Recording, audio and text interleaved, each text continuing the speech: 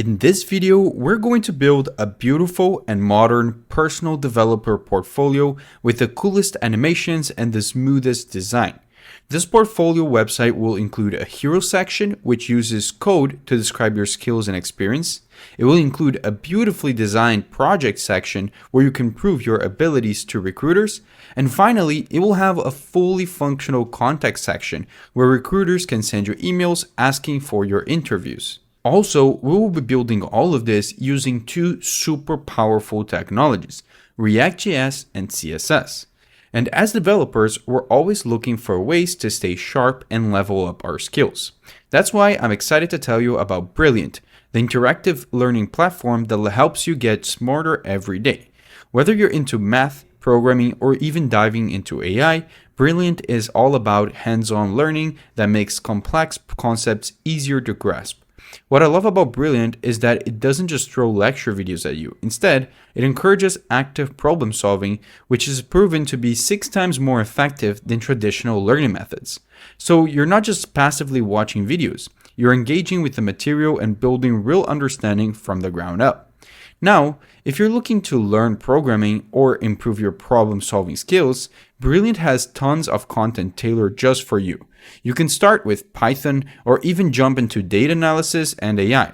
It's all designed to build critical thinking and intuition. If you're interested in checking them out, make sure to click the link in the description to get 30 days off Brilliant for free plus 20% off their annual premium subscription. Trust me, this is an investment that will pay off in the long run, so check out Brilliant to help support the channel. Now that we got that out of the way, let's get into the video. Okay everyone, so let's get started by building this application. So in order to create this app, I'm going to run the command npx create-vite. This is going to create a ReactJS app using Vite. I'm going to give a project name, which I already have a folder which I'm in, so I don't want to really give another name for this folder, so I'll just keep it as it is with a dot. Then I'm going to choose React as my framework and JavaScript as my language.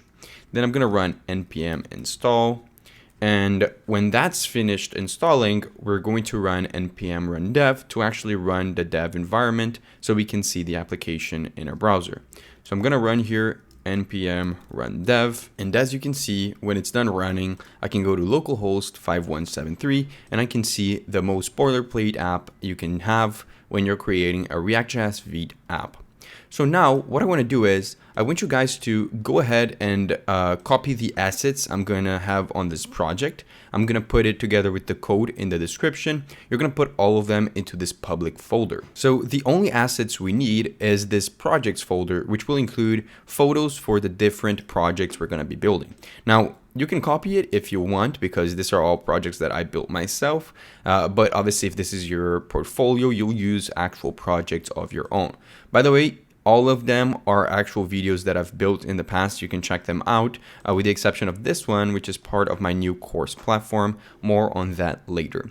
So now when we're done with this, we can open up our app. So what I want to do here is I want to delete a lot of the initial stuff that comes with React. So I'm going to delete all of this. We're going to obviously write everything from scratch. And I'll delete this as well. Then I want to structure our app already in the way that we're going to have it when we create all of our components. So I want to create here a components folder, and inside of this folder, I want to create the different sections that our portfolio is going to have. So it's going to have 4 different sections. So the first section is going to be the hero section, which if you don't know what a hero section is, it's basically like the name implies, it's just the main first initial thing that the user sees when they go into the website, and that's what we're going to have first. Then I want to actually export const hero, and I'm going to just create this hero section, at least a component for it. I'm just going to return basically nothing for now, but we'll just have this already set up so that we can call this component. Then I'm going to duplicate this file, and we're going to create our second section, which is going to be the projects section. Now in the project section, I want to again change this to say projects, and we can close this. Now I want to duplicate the projects file again, and now what I want to create is the contact section. That's the last section we're going to have. It's going to be at the bottom. The user will be able to send a contact email to notify us about anything they want or any job opportunities, and we'll have it like that. The final file that we want to create isn't actually a section. It's going to be just the navbar that we're going to have, and it's going to exist at the top of the app. So now that we created all of the different components, we can come to the app.jsx and we can start structuring our app in the way that it will end up looking when we actually have all of the components ready. So the first component that we want to render is the navbar component, because it is going to exist at the top of our app. So with this, I can import over here at the top from ./components/navbar, and I can import the navbar component.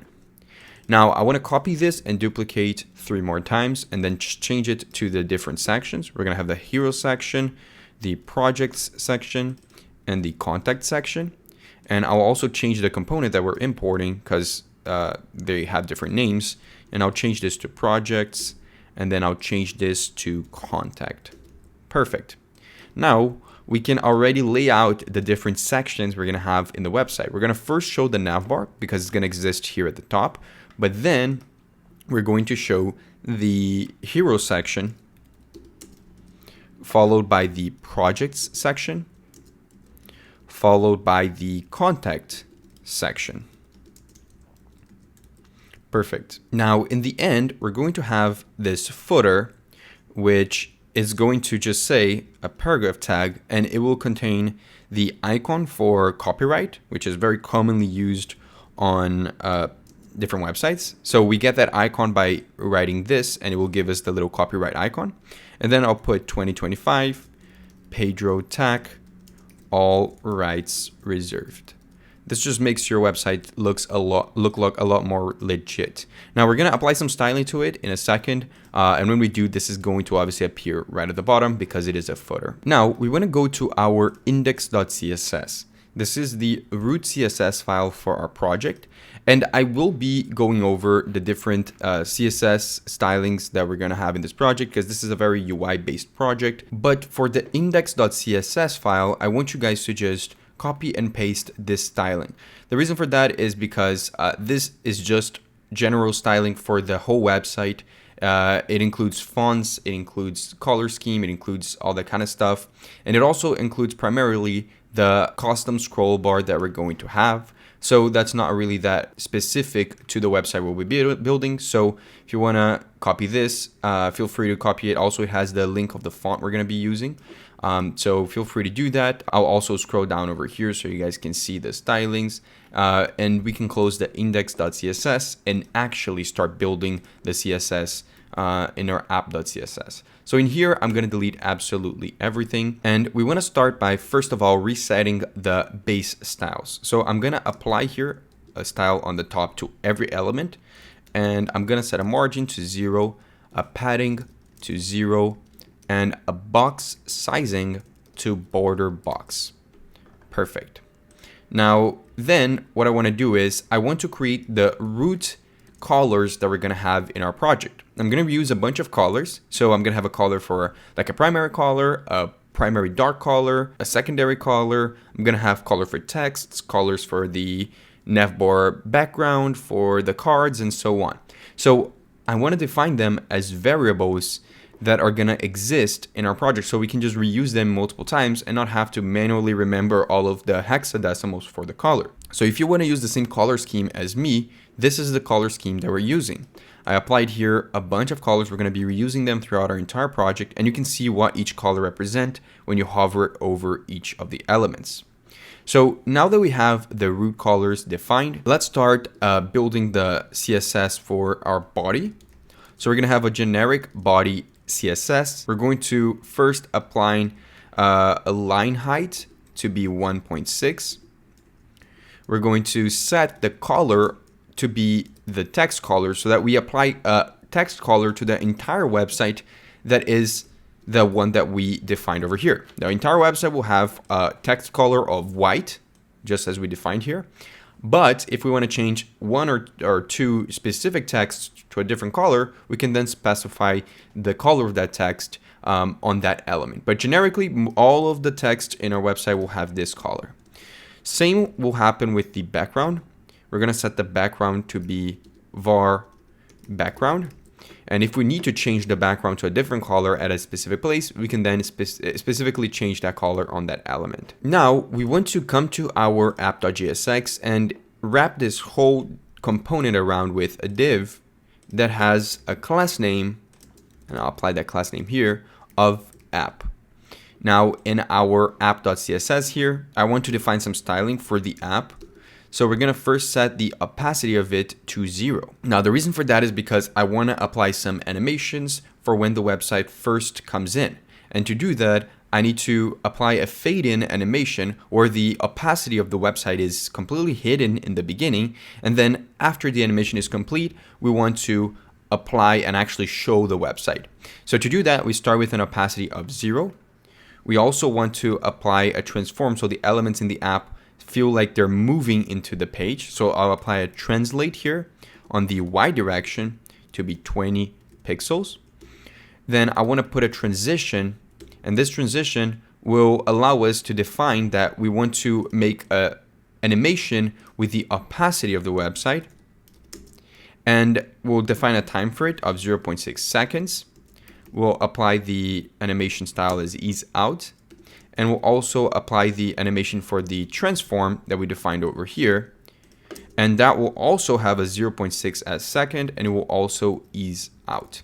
Now you saw that when I refreshed the page here, now you saw that the element for the footer disappeared in an animation way. So that's something that we're going to handle when we actually get there, but you see the animation is already playing. Now we want to set the width of the app to be 100% of the screen, or 100% of the element that it's inside of. And we'll also set the min height to be the size of the screen, so the vertical height. Perfect.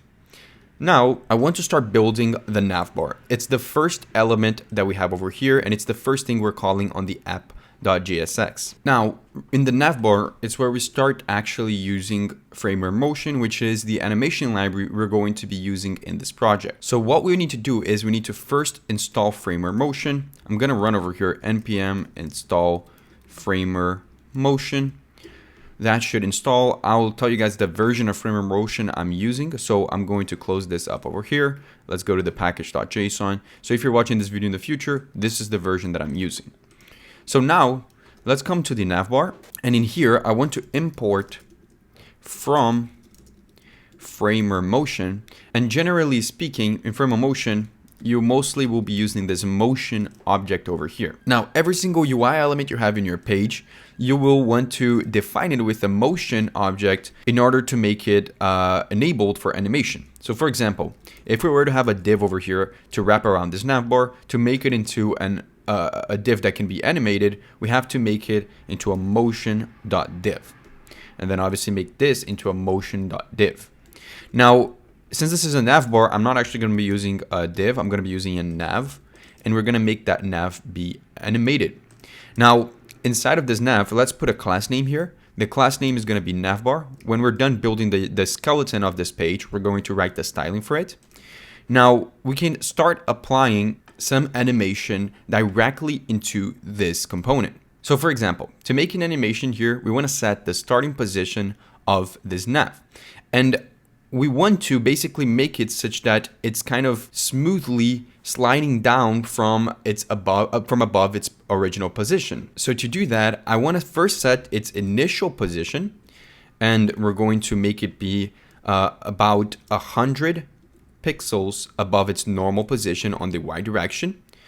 And then we need to set its animate. Now the animate is going to tell Framer Motion to animate the Y position of this element to be to go from -100 to 0. So because we set the initial position to -100, we'll now set the final position to be 0, so that it kind of gives this animation of going from up to down and then settling in that position.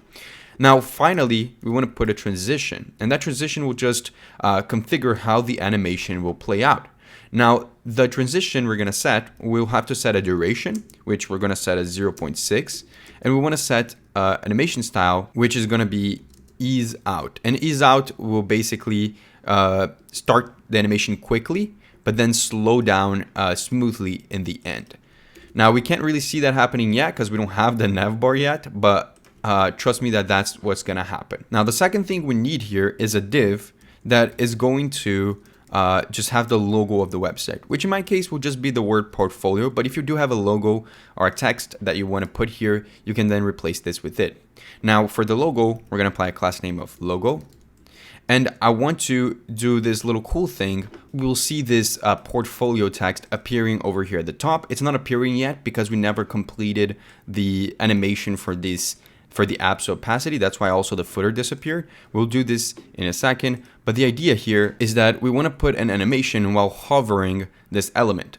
So to do that, we'll put a while hover prop to it, and we'll just scale this text to be 1.05 its size. Now we can also change it, put an animation for when you tap it, which in our case, we'll just set the scale to be actually only 95% of the size of the text. Now, to actually show you guys all of this happening, let's complete the animation we started here.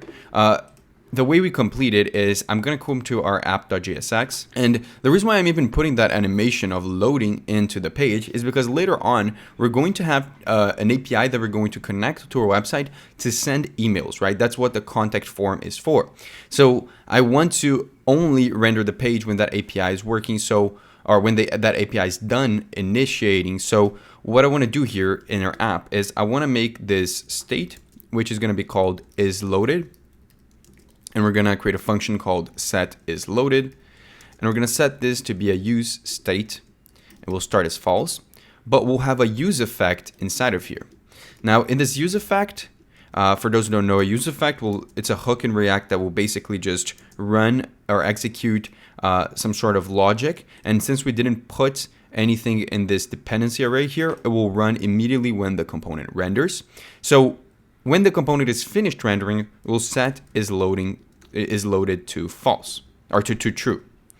Now, right now, this looks redundant, but the fact is that when we get to the point where we actually set up the email contact form and stuff, we're going to make some changes to this use effect and it will make a lot more sense. But now we need to find a way to use this isLoaded to tell the class name over here, or tell the CSS the animation should be done. So to do that, I want to create here a style called app.loaded. And this is what the style is going to be like when the app is finally loaded. So what we want to do is just reset the opacity to 1 so that it's visible. And we want to transform the app back to its original position. So we want to translate on the Y direction to 0, which is the opposite of what we did over here. Now, to apply that style, we're going to swap this over here to be backticks so we can put some string templating inside of here. And what we will do is, if isLoaded is true, then we're going to apply a class name called loaded. If it's not, then we're just not going to apply anything. So the class name will be app if it's not loaded, and if it's loaded, it will become app and then loaded. And you'll see that now everything appears, but also they seem to come from the top, right? And as you can see, the navbar animation over here already has a little bit of an animation. When I click on portfolio, it's kind of bugging a bit just because we haven't created the size of the navbar yet, but we'll do in a second when we define the styles for it. However, let's continue building here the navbar. So the next thing we want to put here is an unordered list of all of the links we're going to have in our page. So I'm going to create a motion.ul for unordered list, and then I'm going to create a motion.list item, which is going to include an A tag on each of them. And that A tag is going to include a link title. So the first one is going to be the home page. Then we want to actually apply some styling to it. So the first styling is, or the first animation for this list item is going to be that I want to apply an initial position, and it's going to have an opacity initially of 0. And it's also going to be 20 pixels up. And we're going to put an animate here, which is, again, going to just set the position of when it's finally completed. And for that value, we want to set the opacity to 1 so that's visible. And we want to set the Y direction. Oh, we have to write here opacity to 1 and the Y direction to be 0. So again, we're starting 20 pixels up, going down to the original position and starting it not visible, and then it will fade in. Then to complete this, we have to put a transition value like we did here. I'll just copy and paste, and we'll pretty much keep, we'll remove the ease out, but we'll keep the duration to 0.6 as well. Now I want to put some styling to this unordered list too. I'm going to just put a class name for nav links. We'll apply the styling later. I also want to put an animation here. So I want to put an animate, and that animate is going to have a transition that is going to have a staggered children property of 0.1. So what does that mean? Well, when we apply a staggered children animation on a parent element, all of its children, so each of the links we're going to have over here, they're going to animate each one by one with a second delay of 0.1, so that they don't just animate all at once. We're going to stagger the animations, start with the first element first, and then 0.1 seconds later, we'll start the second. So we'll kind of show each link that we're creating one by one. Now we can create the other elements. So I'll just copy this and paste it 3 more times. The second one is going to be the about page. Then we're going to have the projects section. Now we're going to copy this 2 more times. And the second link, we're going to change it to be projects. And the third link, we're going to change it to be contact.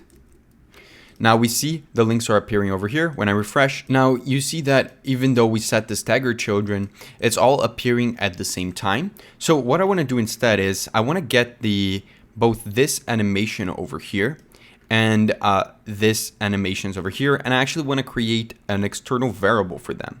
So up here, we're going to create 2 objects. The first one is going to be the fade in up, which is the variable we're going to apply for all of the different your links. It basically just applies the same transitions we have over here. And we're going to create the stagger container.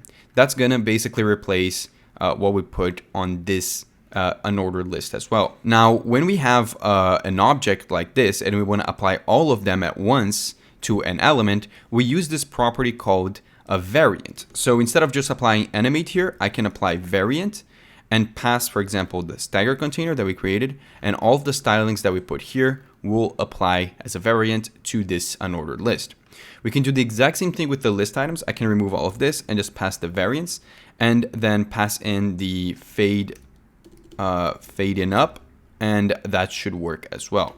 I'll copy this and I'll paste it on all of the list items. And to finalize this, I also want to set an initial value here to this container, which is going to be equal to initial.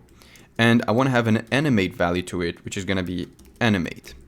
And what we see now is that when I refresh this, each of them actually appear with a staggering effect where each of them appear with a delay after the other.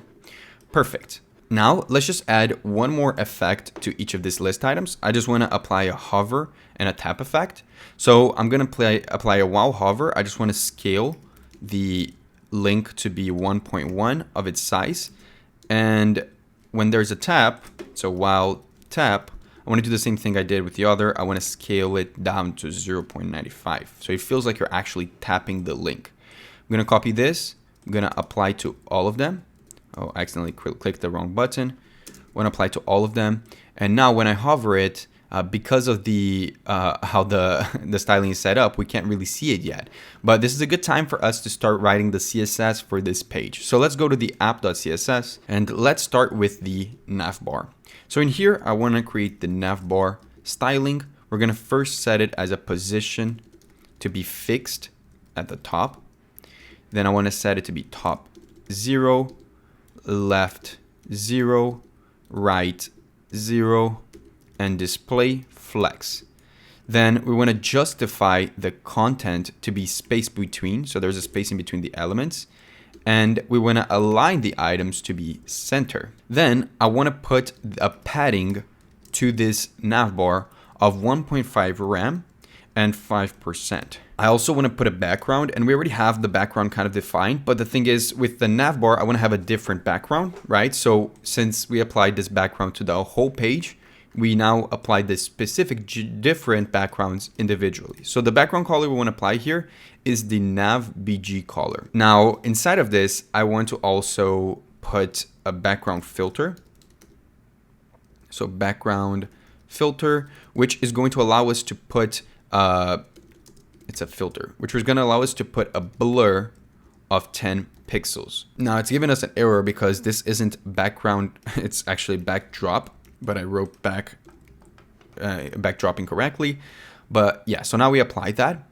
And we can now put a Z index, so it's always appearing at the top. I'm going to make it 1000, so it's right at the top. We're going to put a box shadow, which is going to be 0, 4 pixels, 30 pixels.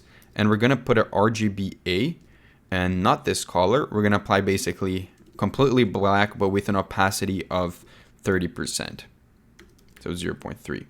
Now we have this little shadow below the navbar. Perfect. Finally, I want to put a border bottom, and that border bottom is going to be 1 pixels solid, and we have a color for the borders. It's going to be called card border. Perfect. It's just a very faint gray color. Now we kind of have the setup for the navbar created. What we want to do now is I want to apply the logo styling that we created over here. So let's say logo. And for the logo, I basically want to make it a lot bigger than what it is right now. So I'm going to say the font size is 1.5 rem. So it's a lot bigger. The font weight, since it's the logo, I want to make it a little bit stronger. So 700. And I also want to put a color to it. I'm going to use our defined color, the accent color. So it's pink. And I want to put a text shadow to it. So it looks a little bit more standing. It will stand out a little bit more. So I'll put 10 pixels and RGBA. And for the RGBA, I hate when this happens. I actually want to put this kind of purplish color. So you can just copy the color I'm adding here. And we'll also set an opacity of 0.3. So it gives this cool, like shadowy effect that matches the color of the text. Now let's apply some stylings to the nav links. I'm going to put nav links over here. And first of all, the nav links component, they look really weird right now because they have no styling. So we first need to set the display of it to flex, so they are all next to each other. We'll set a gap in between them to be 2 rem, so they have some space. And obviously, since they're a list, they have the bullet points. So we don't want that. We want to remove the list style. So we'll say list style is equal to none. Now, for each individual link, so nav links A, we'll grab the individual like actual A tag, the URL, and we're going to set text decoration to none. Now we also want to set the color of it to be var text color. Then we want to put a font weight to be equal to 500, so they're a little bit more strong. We want to set a transition to be all 0.3 ease.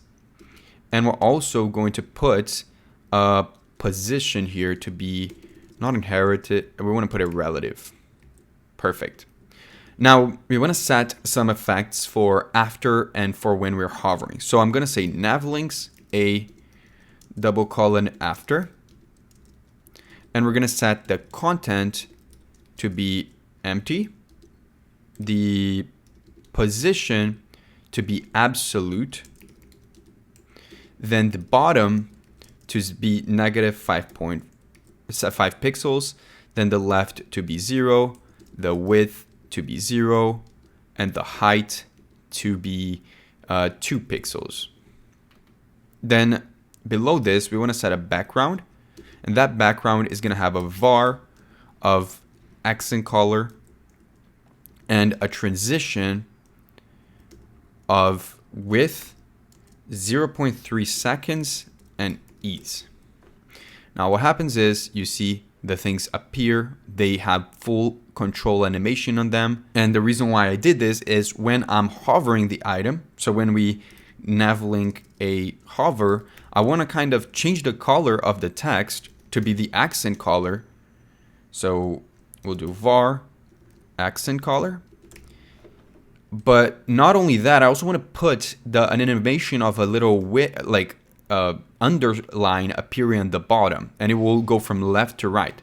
And to do that, we'll have to do the after the hover. So we'll copy this, and since we set here width on the transition, we're going to be able to do a after here and basically just set the width to be 100%. That was the whole point of what we were doing there.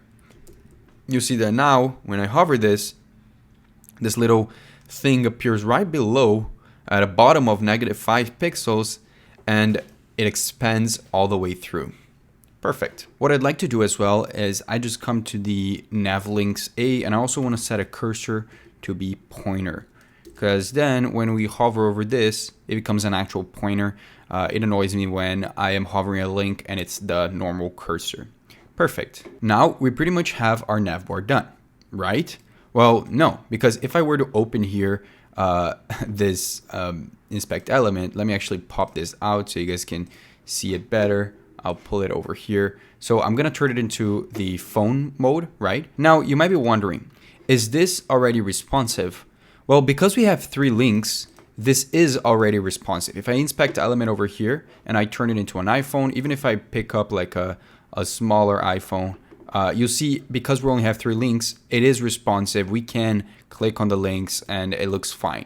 But I would say that if you were to add one more link to this project, then it wouldn't become responsive. I feel like if you put one more link here, it would overflow the logo. So what I have done is I've made this version of this navbar, which has a hamburger menu, which when you click on it, it opens up. I'll put the link with the code with that version in the description if you want to check that one out as well. If you want to learn step by step how to make this one specific feature of a website, which is making a hamburger menu when it's a phone that opened the website, I have multiple videos explaining that I can link right in this video, me building other portfolios where I do this exact thing. But in this portfolio, we don't really need this because we only have 3 links. Perfect. Now we can close the navbar and we can start building our first section. So this section is going to be the hero section. So we'll go over here. We're going to close this up. And the hero section, each section specifically, we're going to wrap the whole section around with a motion dot. Oh yeah, we have to import motion, sorry. So let me actually import motion over here. Import motion from Framer Motion. And then we want to wrap this entire section with a motion dot section, just to help differentiate sections from other normal components. Now, inside of this, we want to put a div that is going to have a class name called the hero container. Now, in this section over here, we want to apply some animations to the section as a whole and also add an ID to it. Because when we click on the home link over here, we want to navigate to the hero section because it's the first section that appears. When we click on the projects link, we want to navigate to the project section and so on. So to actually navigate to it, we don't have routes. It's all a single page application. So to make that happen, we actually apply IDs to the different sections and we give it a name. For example, the hero section is going to be called home. And when we go to our navbar to navigate to this home section, in the A tag over here, we put the href as home, but we put a hashtag in front of it to represent that it's not a route, it's just a specific element that we're navigating towards. So whenever we actually have this section, we'll now be able to click on this and it will take us to the home section, which will link it with this and actually scroll to that section. Perfect. Now I want to give a class name to this and I'm going to call it hero. And again, I want to apply some styling to it. So initially, this whole section will have no opacity, meaning it won't be visible. But then when we animate it, it's the simplest animation we can do. We'll just make it visible. So we'll set the opacity to 1. Now we need to specify the transition, right? That's what you need to do. Those 3 things for every element. And the transition, we have to pass a duration and a delay. Now the duration is going to be 0.8, but I want to delay this animation from starting by passing a delay of 0.2. So this is what it means. We're basically setting the duration of turning the opacity from 0 to 1 to take 0.8 seconds, but we also only want that opacity change to start 0.2 seconds later, just so that we have a more of an ease in effect, and the navbar appears first and then the hero section appears later. Now inside of this, we want to put the following. I want to start with a small div, which is going to be called the hero content. So this is going to be an animated div. We're going to put here a motion.div, and inside of it, we're going to put another motion.div for the little bubble that appears over here at the top. So what I'm talking about is this section over here, this little bubble on the website. It just says, hello, I am, and then the name of the developer. So the way we want to do this is I want to first put a span inside of here, so there's no styling attached to it. And I want to put the little hello emoji, and I'll write, hello, I am. Perfect. Now the text is appearing behind this. So what I think might be helpful is I'm going to apply some of the styling already. Let's start by giving some of the class names here. I'm going to give a class name to this. It's going to be the hero content. I'm also going to give a class name to this. It's going to be the hero badge. So let's call it hero badge. And then what I want to do is I want to come to the app.css and I want to create the hero section. Now in here, let's put a hero class. And what I want to first do is I want to first set the minimum height of this section to be the height of the screen. So no matter what, the hero section is going to fill in the entire screen. But when you scroll down past it, you'll actually see the other sections. So to do that, I'm going to set it to 100 VH. Now, until we put the linear gradient for the background, you won't actually see this changing. So what I think it's good for us to do is I'm going to start by passing the background. And like I said, it's going to be a gradient. Some people like this look, some people don't. You can choose the background you want. You can even keep it the way it is right now, but I like it as a gradient. So I'm going to put here a gradient. It's going to have a direction of 135 degrees. Then the two colors is, first, we're going to put the gradient start color. That's what we defined as a variable. We're going to put that as 0%. And then we want to put another variable, which is going to be the gradient end. And we'll put that at 100%. You can see immediately this creates this beautiful gradient that is at a 135-degree angle, starts with the purple and ends with the pink. Now inside of it, let's start applying some of the other styles. I'm going to say display, flex, also align items center, so we can actually see the text that we were adding. Then I want to put a padding, and I'll put a padding of 0 and 5%. So we have some padding from the side. Then I want to put a position to be relative and overflow to be hidden. Perfect. Now let's apply some styling to the hero container. So we'll say hero container. We'll, again, as always, put a display to be flex because it's easier to manage a div that is a flex container. Then we'll put a justify content to be space between, similar to what we did with the navbar. Then we're going to align the items to the center. And we want to put a gap between the elements to be of 4 rem. Now we only have one element, but it will become clearer when we add more stuff. Now I also want to put a max width of 1400 pixels, just so it's not the whole width of the container. Then I'm going to put a margin to be 0 and auto, so it's centered. And then I'm going to put a width to be 100%. And then I'm putting a padding top of 100 pixels. So it will go down a little bit. Now we only have one element here, which is the hero content. We have the hero badge as well, we can add real quick. But the hero content, the only thing we want to do here is, since we are inside of a display flex, I want to set a flex of this to be equal to 1. We're going to be using flex for the spacing and the width of each element in this flex container. Then I want to align the text to the left, and I want to put a max width to be 600 pixels. Then I'll put a position to be relative, and I'll put the Z index to be 2. Now for the hero badge, we'll finally start seeing something happening. All the stuff we've done so far is more of like spacing and defining how the layout is going to look like, which is hard to see when we don't have multiple elements. However, now let's make the styling for the hero badge. Let's make this look like this. So what we want to do is, we obviously want to put change the display of this. So I'll say display inline block. then I want to put a padding in between it, because if we don't put a padding, the button will basically have no space, or the pill will have no space in between the text and the corners of it. So I want to put a padding of 0.5 rem and 1 rem.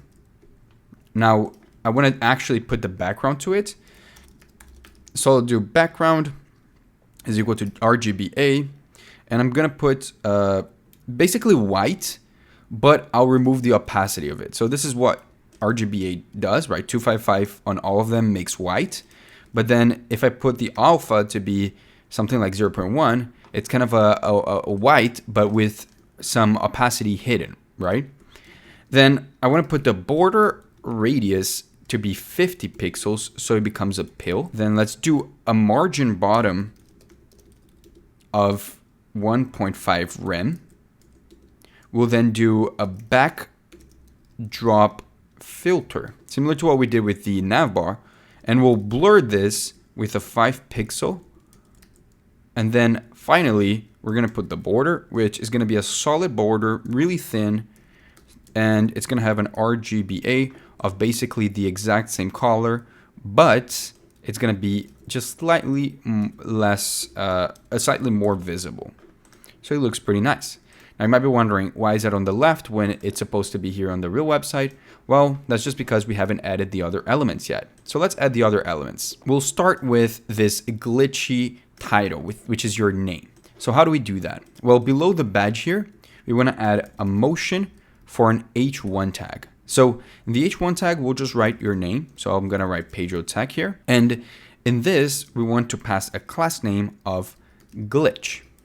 Now, you see the effect when I refresh this, right? It has that effect, and it's also all staggered. If you notice, for a brief second, this appears first, then this, then this, then this. So what I want to do is I want to put a similar staggered container that we did on the Navbar for this whole hero content here, and also put a fade in up for the glitch component here. So what I'm going to do is I'm going to copy from the Navbar this definition, and we're going to go to the hero component and we're going to paste it up here. Now I'm going to keep it the exact same thing. I feel like it's good to have unison between the different animations in your website. So now in the hero content, I can pass a variance and pass the stagger container here.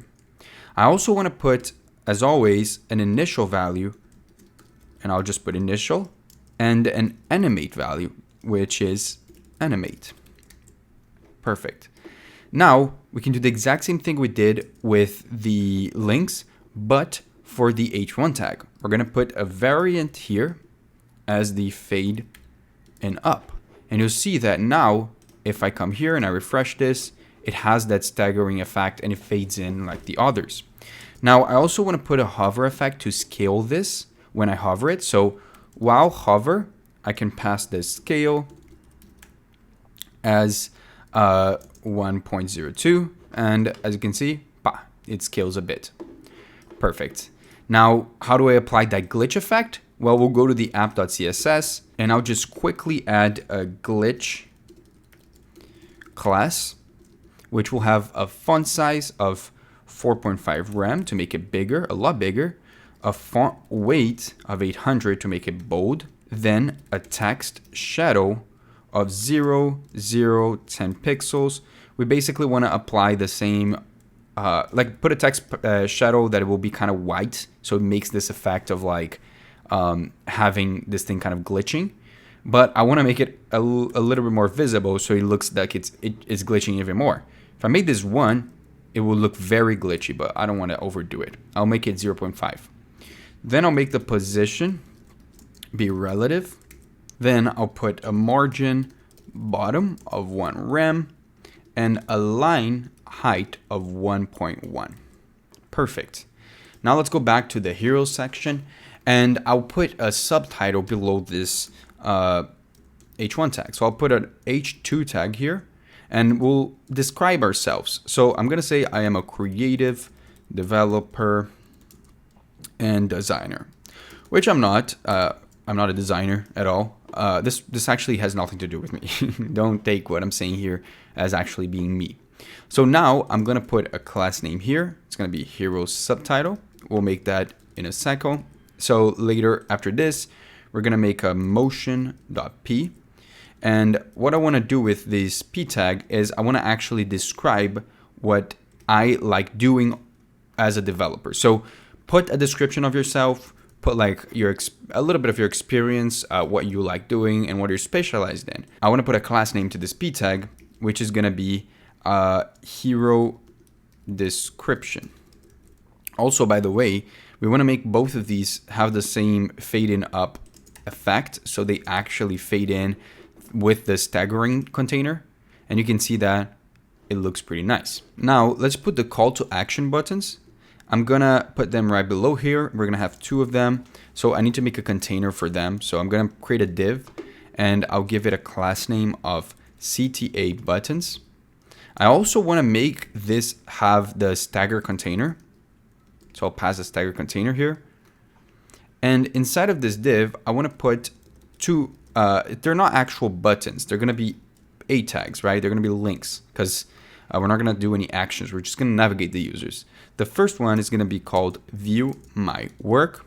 And it's basically going to take you to the projects section. We have to create that. But yeah, it takes you to the project section.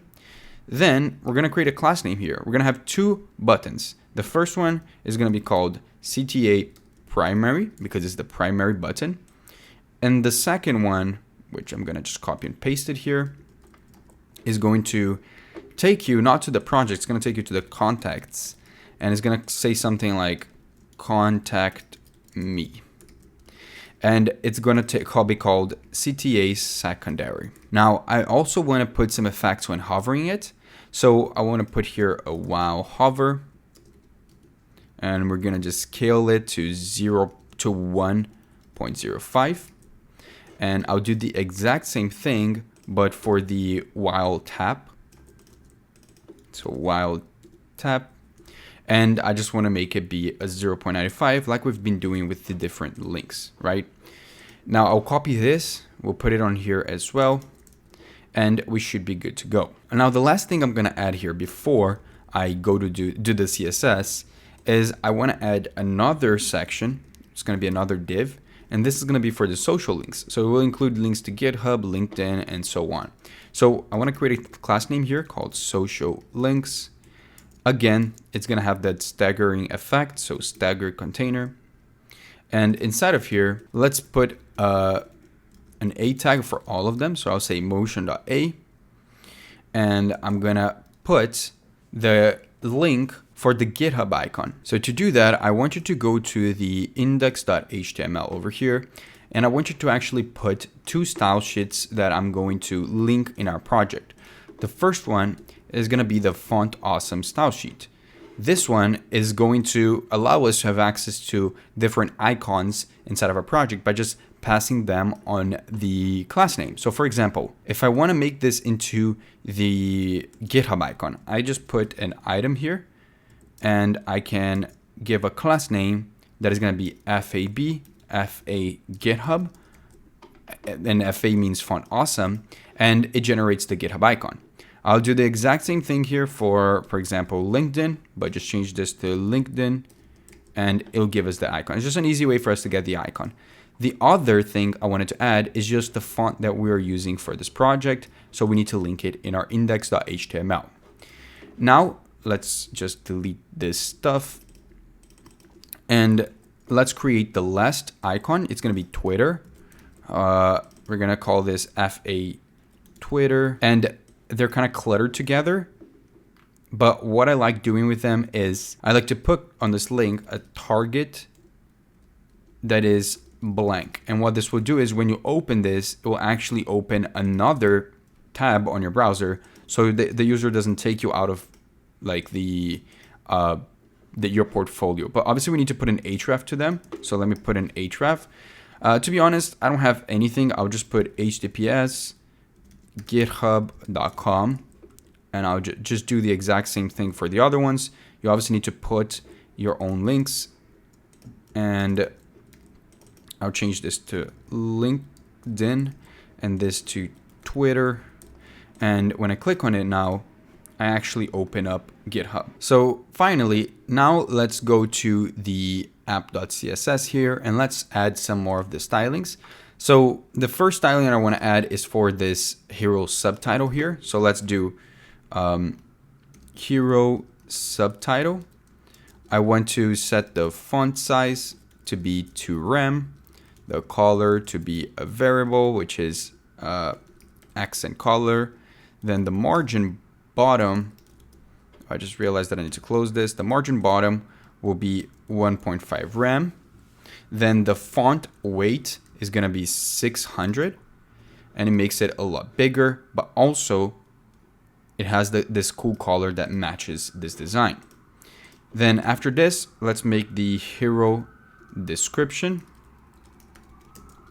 I'll copy all of this because it's going to be pretty much the same, but the color is not going to be accent color. It's just going to be white. And also the font size is going to be 1.1 rem instead of 2. I don't want to make it bold. I actually want to make it kind of thin. And the margin bottom is going to be 2. I also want to put a line height and make it 1.7. Perfect.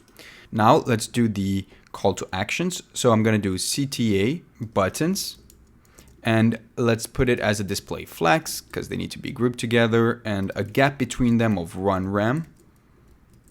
Then a margin bottom, because I see they're too close to the social links, of 2 rem. Then below this, let's put styling for both buttons. I'm actually going to apply this styling that is going to affect both of them. So CTA primary and CTA, we'll put it secondary. Then inside of here, the styling I want to put is, first of all, a padding of 0.8 rem and 2 rem. Then a border radius to each of them of 50 pixels, similar to the badge, so it looks like a pill. Then a font weight of 600 to make them bold.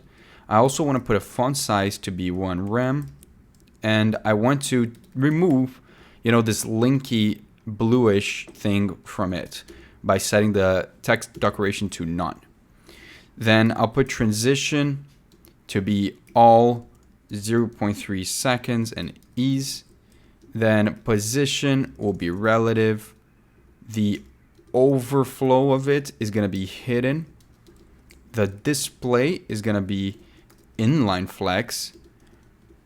And I want to put the align items to the center and the justify content to the center and a minimum width of 160 pixels. Now, they still don't look like buttons because this is just the style that applies for both of them. But then we're going to have an individual style, for example, for the CTA primary, which first is going to have a background color of white. Then we're going to put a color inside of it of the primary color. So it's kind of purple. And a box shadow of, 0, 4 pixels, 15 pixels. And then basically the white color, but with an opacity of 0.2. Perfect. And to finalize it, we'll set the border of it to be equal to 2 pixels solid and make it white. Now I'm going to copy this and I'm going to paste it down here, change this to secondary. And pretty much the secondary button, we're going to make it transparent instead of white, but we'll keep the border. And the color inside of it, it doesn't really match if it's transparent, so we need to make it white as well. It's kind of like the opposite. And the only thing we're going to do is we're going to set a backdrop filter to blur it and pass 5 pixels here. And now to finalize this, the only last thing I want to do is, if you look at the real website here, we have this little glass effect when I hover this. And this looks really cool, and I want to add this to our website here on the contact me. So to do that, I'm going to put a CTA secondary, which we're going to pass the hovering effect. We're going to set the hovering effect to set the background to be basically the same color, but a little bit less visible. So instead of 0.2, we'll make it 0.1. And then I want to put a border color, not just a border, just a border color And it's going to be the same thing, but it's going to be less visible as well. Because it's white, then it will become even more hidden, as you can see. Then I want to put a transform, which is going to be a translate in the Y direction of -2 pixels. And you'll see that what this will do is it will kind of move it up. Then I want to put styling for when it's active. So I'll do a CTA secondary and I'll make it active. And I'll put a transform and I'll translate it back to 0. So now we'll go down here and we're going to put what happens before. And this is where we actually get that glassy effect. We're going to do CTA secondary before, and inside of it, we'll set the content to be empty. We'll put the position and make it absolute, the top to be 0, the left to be -100%, so it goes from the left to right, and the width is going to be 100%. The height will also be 100%, so it literally has the same width and height as the actual button. And we want to put a background color to it, which is going to be a linear gradient. Now, to make the gradient look like a piece of glass, we're going to make it be, first of all, 90 degrees, because you see the effect here is kind of like a 90-degree angle. We'll make it 90 degree. Then we'll make it transparent. Then we'll set the color to be an RGBA as well. But no, pretty much we'll make it 0.2 as well. And finally, we'll put transparent here as well. Then to make this better, we'll set a transition time to 0.5 seconds. Then to actually apply this, I need to set this to be a hover effect. So I'll do a CTA secondary before, CTA secondary, and then I'll make it hover and then before. And what we do now is we'll just set the left to be 100%. And you'll see that now when I hover this, we get that animation of this item going from left to right, which looks pretty cool. Now let's make these social links look like actual links. We need to make them a lot bigger, make them white, and make them appear like this. By the way, we haven't added yet the media query stuff to make it responsive. So that's why it's still on the side instead of above, because we also haven't added this little code thing that appears. So when I make this full screen, it looks a lot better, as you can see. And we have this code little thing that will appear. It's actual code. It's not just an image. And I'll show you guys exactly how to do that. But before we do that, we'll start with the social links. I'm going to do social links here. That's the class we defined. And I want to apply a display of flex and a gap of 1.5 rem. Now there's some space in between them. Then I want to apply some style just for the individual links. So I'll do, first of all, the color of it. I want it to be white because it's currently kind of blue. Then I want to put a font size, make it be 1.5 rem. Then we'll do a transition and we'll do it all 0.3 and 0.3 seconds and then ease. So they look a lot better. Now I do want to change the color of it when you hover. So I'm going to do, when you hover it, I want to set the color to be the accent color. So we'll do var accent color. So it becomes kind of pinkish. Now, before we add the code section, let me just make the media queries, or start making the media queries for the hero container. So hero media queries. And again, this will just help us make it be responsive. So let's start with a media query for medium-sized screens, so like tablets and stuff. I'm gonna make the max width be 1024 pixels. And then inside of this, let's apply some styling to each of our items. So the first item is gonna be the hero container. This is where we're gonna have most of our changes. So instead of having a flex direction, which is the default one, as row, we're going to have it as column. Then we're going to put the text aligned to be center. And we'll put a gap between the items of 3 rem. Then I'll put a padding top as 120 pixels, because then on tablets, it won't get crushed by the Navbar. Then I'm going to put some styling to the hero content. And what I want to apply is a text align to center. And I want to put a maxed width to be 100%. Now you're already seeing that this is starting to look like this. But then what I want to do is I want to pretty much get the CTA buttons and the links, both of them. So social links. And I just want to justify the stuff to the center. So I'll do justify content center for the button and the exact same thing for the links. And now everything is centered. Now we can add the code section. So to do that, I'm going to come here to the hero and I want to add another div right at the bottom here. This will be a div that is primarily just to put the little card that is going to appear and also the code.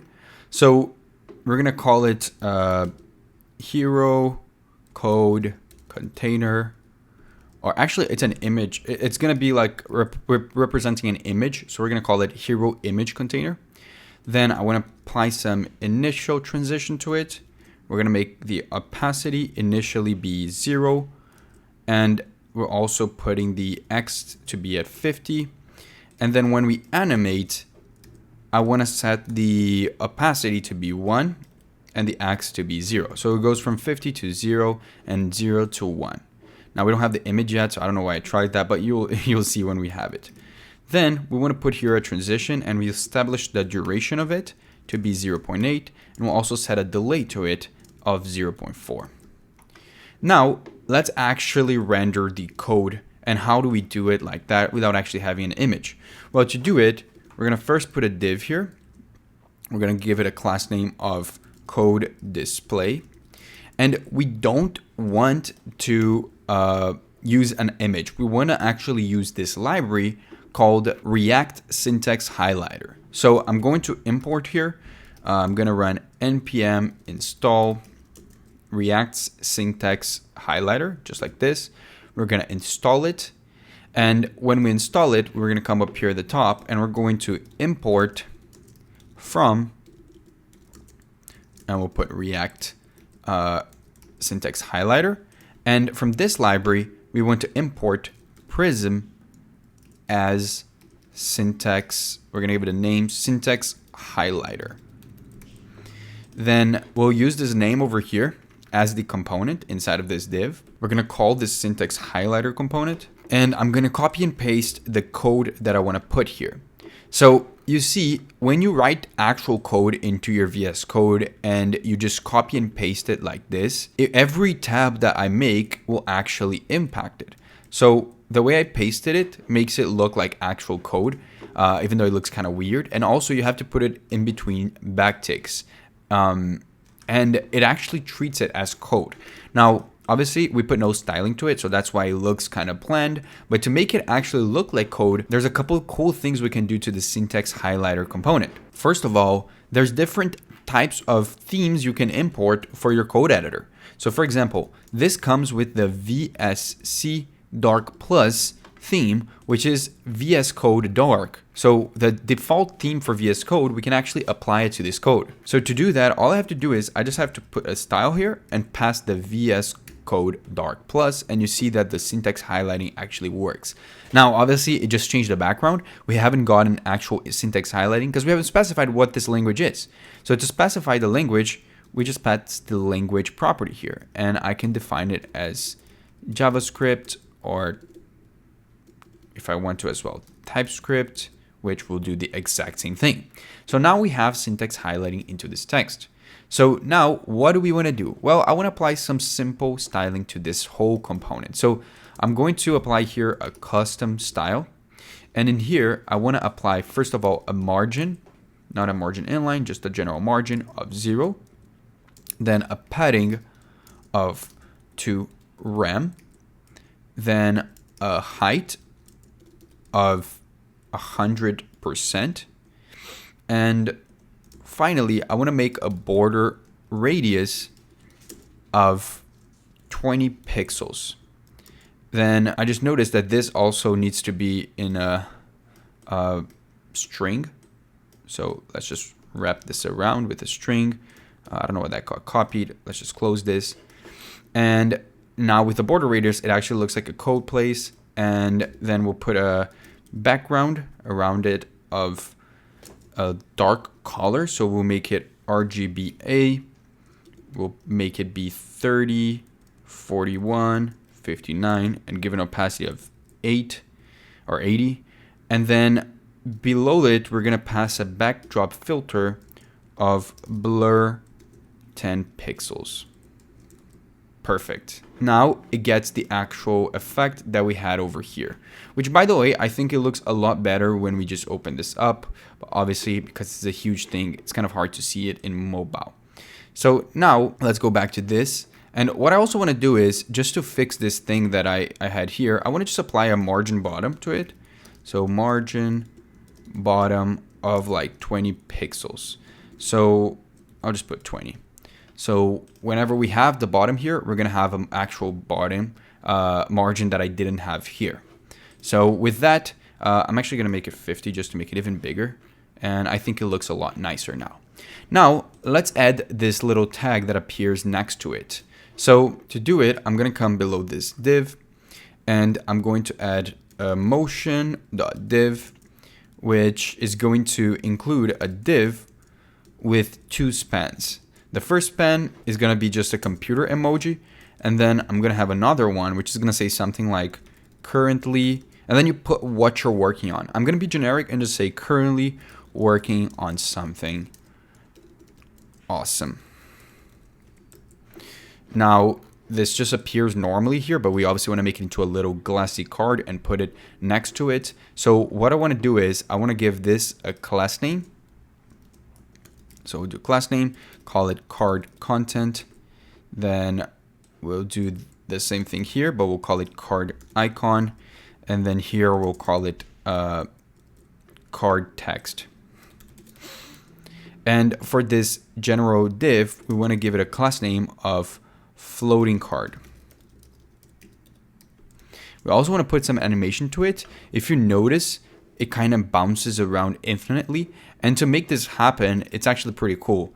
We'll give it an animate, and we'll use first, we'll put an animation on the Y direction so it bounces up and down.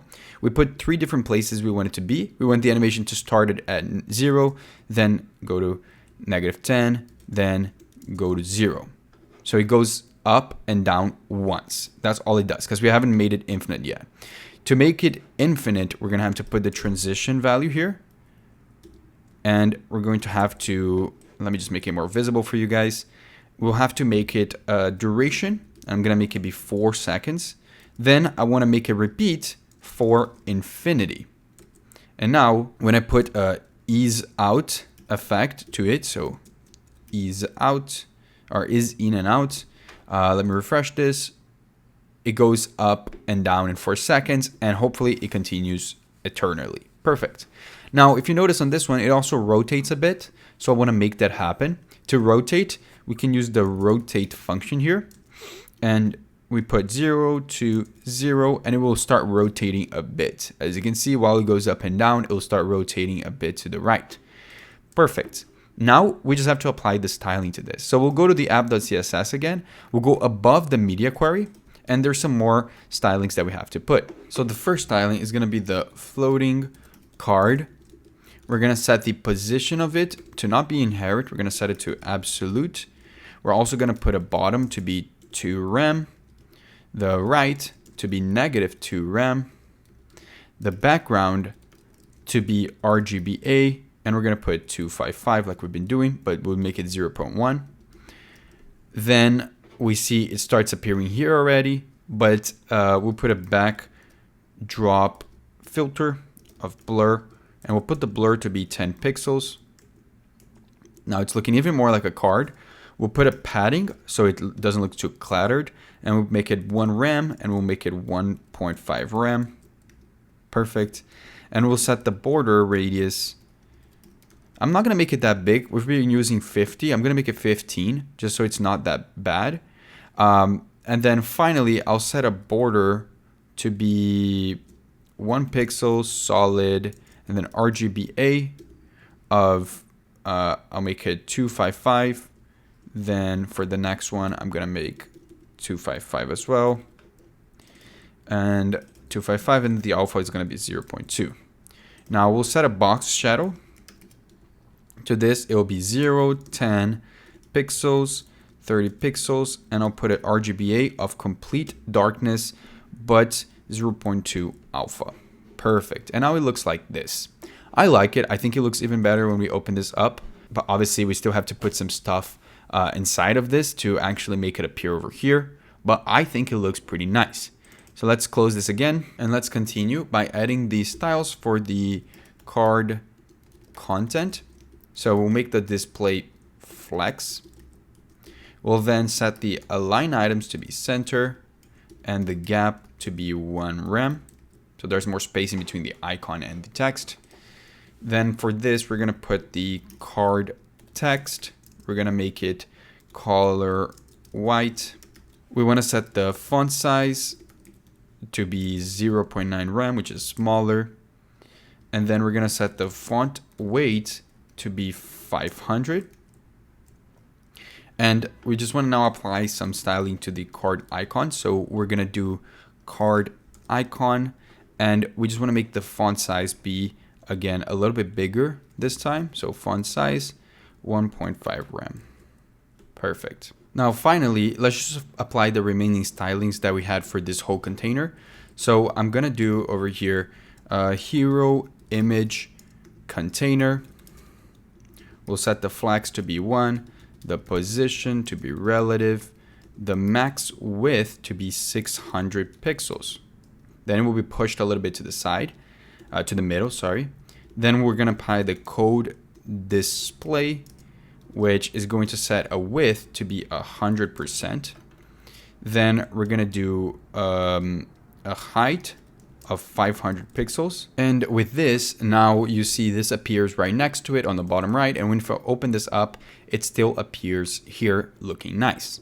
Perfect. Let me close this up. And we're pretty much done with this section. The only thing left is to make this even more responsive for mobile. Because if I open this on mobile, here's what happens. Let me go to like an iPhone 14 Pro. It's still not good, right? Some parts of it is fine, like this part is already fine. But then again, what is this? So this needs to look a lot better. And since this is a lot of code, I don't think that there's a way to make it better other than making this text be a lot smaller. And to make the text a lot smaller, it would then mean that it's barely visible and it doesn't look good. So my solution for this is just to make both the code and this tag disappear when the screen is very, very small. So this is what I think would be best on this type of project. I think that it looks fine when you have this code in a tablet or maybe even in a computer, but when you do it in a phone, it will look really ugly. So to do that, we want to copy this media query, and I want to put here another media query, but this time the max width is going to be 768. And let's actually open this up as a phone, and I'll just hide this. So what I want to do is just make this disappear. I want to delete a lot of this stuff when the thing is too big. So I'll delete this. Then in here, all I want to do is I just want to set the hero image container to have a display of none. And as you can see now, when it's a small phone, it doesn't disappear. It's kind of weird. Oh, I forgot to make this pixel. Yeah, now it disappears. So when it's a small phone, it disappears and it doesn't show that section, which is fine again, in my opinion. Perfect. So now we've successfully made our entire hero section.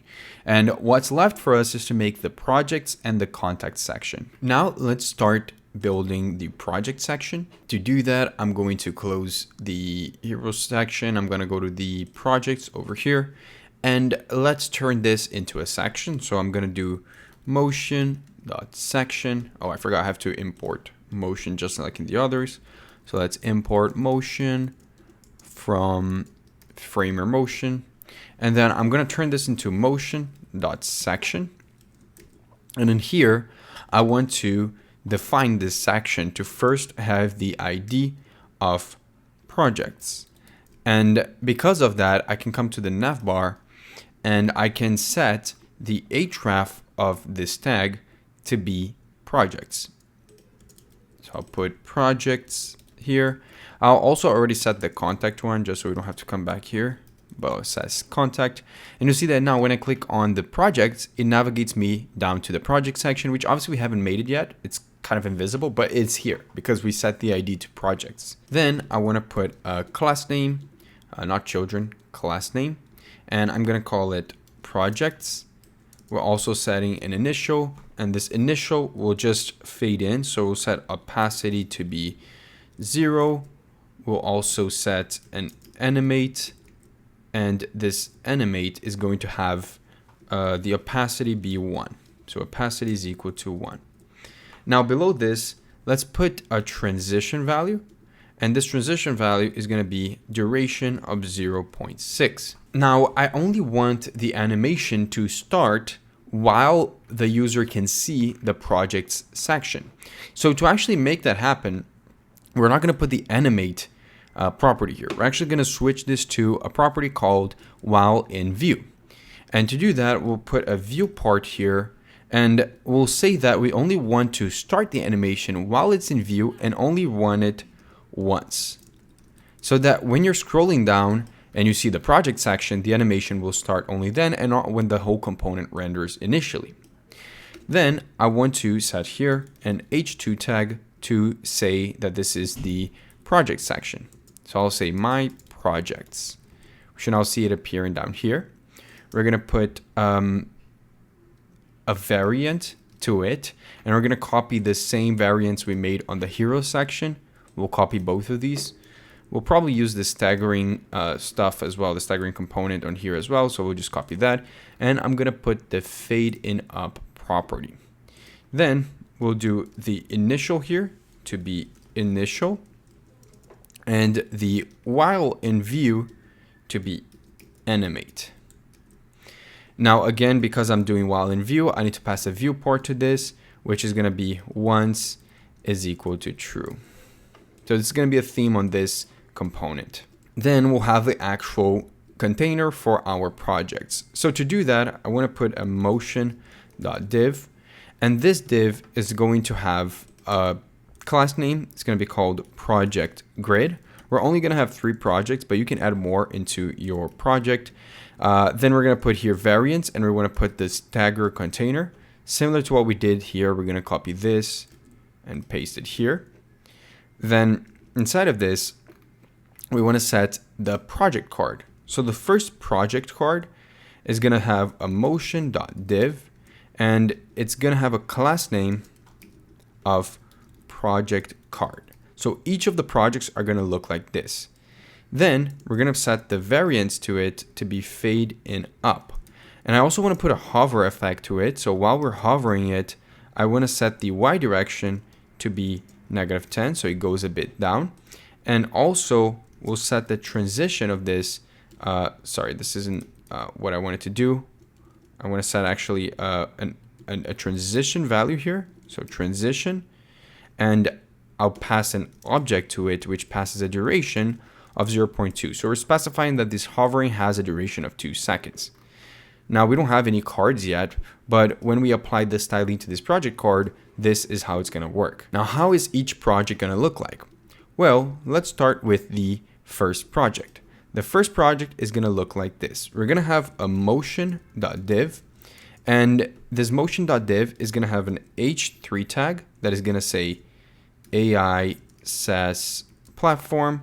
This is basically just the name of the project. So you put a name of the project, and you'll see it will now appear somewhere here. It's kind of hidden, but it will appear here. And then we put a description for this project and some tags to it. So the way we're going to do this is we're going to do it like this. We're going to put a paragraph tag with the description and a div with basically a class name called PedroTech, and this is going to just list out in spans what are the skills that this project required. So this is what I'm talking about. If I go to projects here, we see each project has a title, which is this, a description, and also the skills. And you can put more than 3 if you want to. I believe I only put 3 for each, but you can put more if you want to do that. So now what I want to do is I want to put the background image to this. So if you remember, we have the background images here we installed in the beginning of the tutorial. So on this motion.div here, I want to put a class name. I'm going to call it project image. And I want to imply here a style that is going to require a background image of URL. And for this project, I want to put the path to the first project's image. If you come here, you see it's aisas.png. Since it's on the public folder, I can just do projects/aisas.png and it will get that image. So if I go back here and the project was showing, let me just refresh it, we can see it now. But since we have no styling, it just looks like a massive picture and all the text looks kind of cluttered as well. But we're gonna just quickly put here on this div as well a while hover effect. So while hovering, I just wanna scale this up to be 1.05. And then I wanna make the duration of this transition, so transition duration to be 0.2. Perfect. So it scales up as well. But since the scale of it is too big now, we're going to have to apply some styles to it. But before we do that, let's add the other items. So I'm just going to copy this project card thing over here, and I'm going to paste it 2 more times. I'm going to give some space in between them just so I have an idea. But you see now, if I refresh this, 3 of them are going to appear. But we're going to make individually each of them.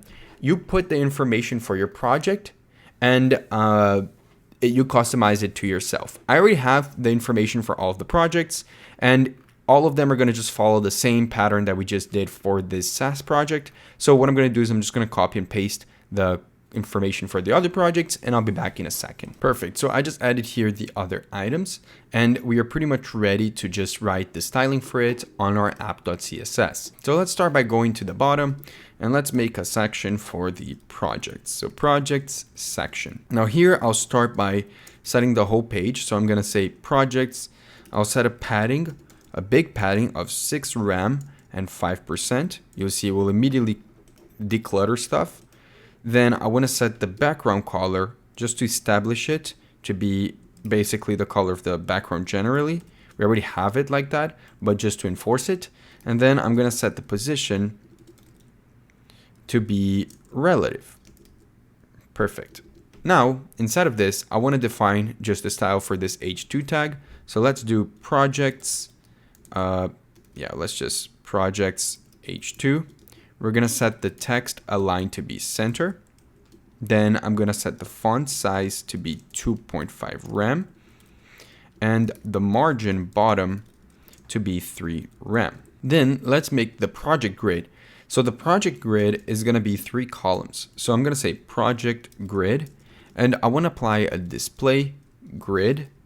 Then I'm going to set the grid template columns.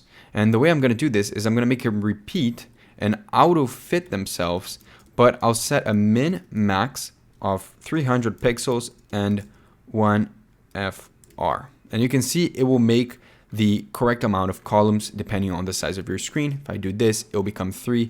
If I do this, it'll become 2. It's an easy way for you to make a grid-like template. Then I'm going to put a gap between them of 2 RAM. I'm going to put a max width of 1200 pixels, and I'm going to set a margin of 0 and auto. Perfect.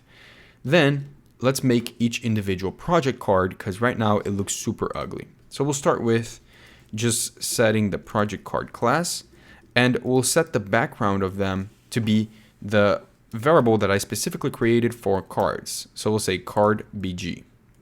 Then I want to set the border radius to be 1 rem. Then I want to set the overflow to be hidden.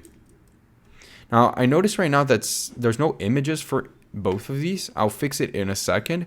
You probably have images because it might just be an issue with my images, but we'll just continue adding the styles. I'm going to put a box shadow, and I'm going to set it to 0, 4 pixels, 20 pixels, RGBA, and I'm going to set it to 0.2 and black, so it has a little bit of shadow around the cards. Then I'm putting a transition to be, not transform, transition to be all 0.3 and ease. Then I'm putting a border to be 1 pixel solid and a variable of chord border. Perfect. Now I'll just set the position of it to be relative, the display to be flex, and the flex direction to be column. Now you might still be wondering why is it still huge, right?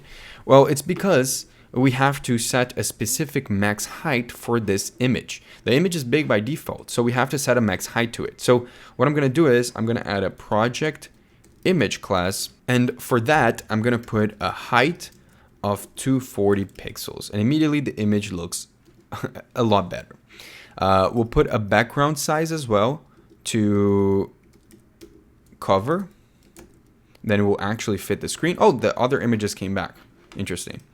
And then we'll set the background position to be center, so it centers the images. Then I'm going to set the position to be relative, and I'm setting the overflow to be hidden. Now I want to set the project card h3 tag to be a padding of 1.5 rem, 1.5 rem. Actually, let me put it closer.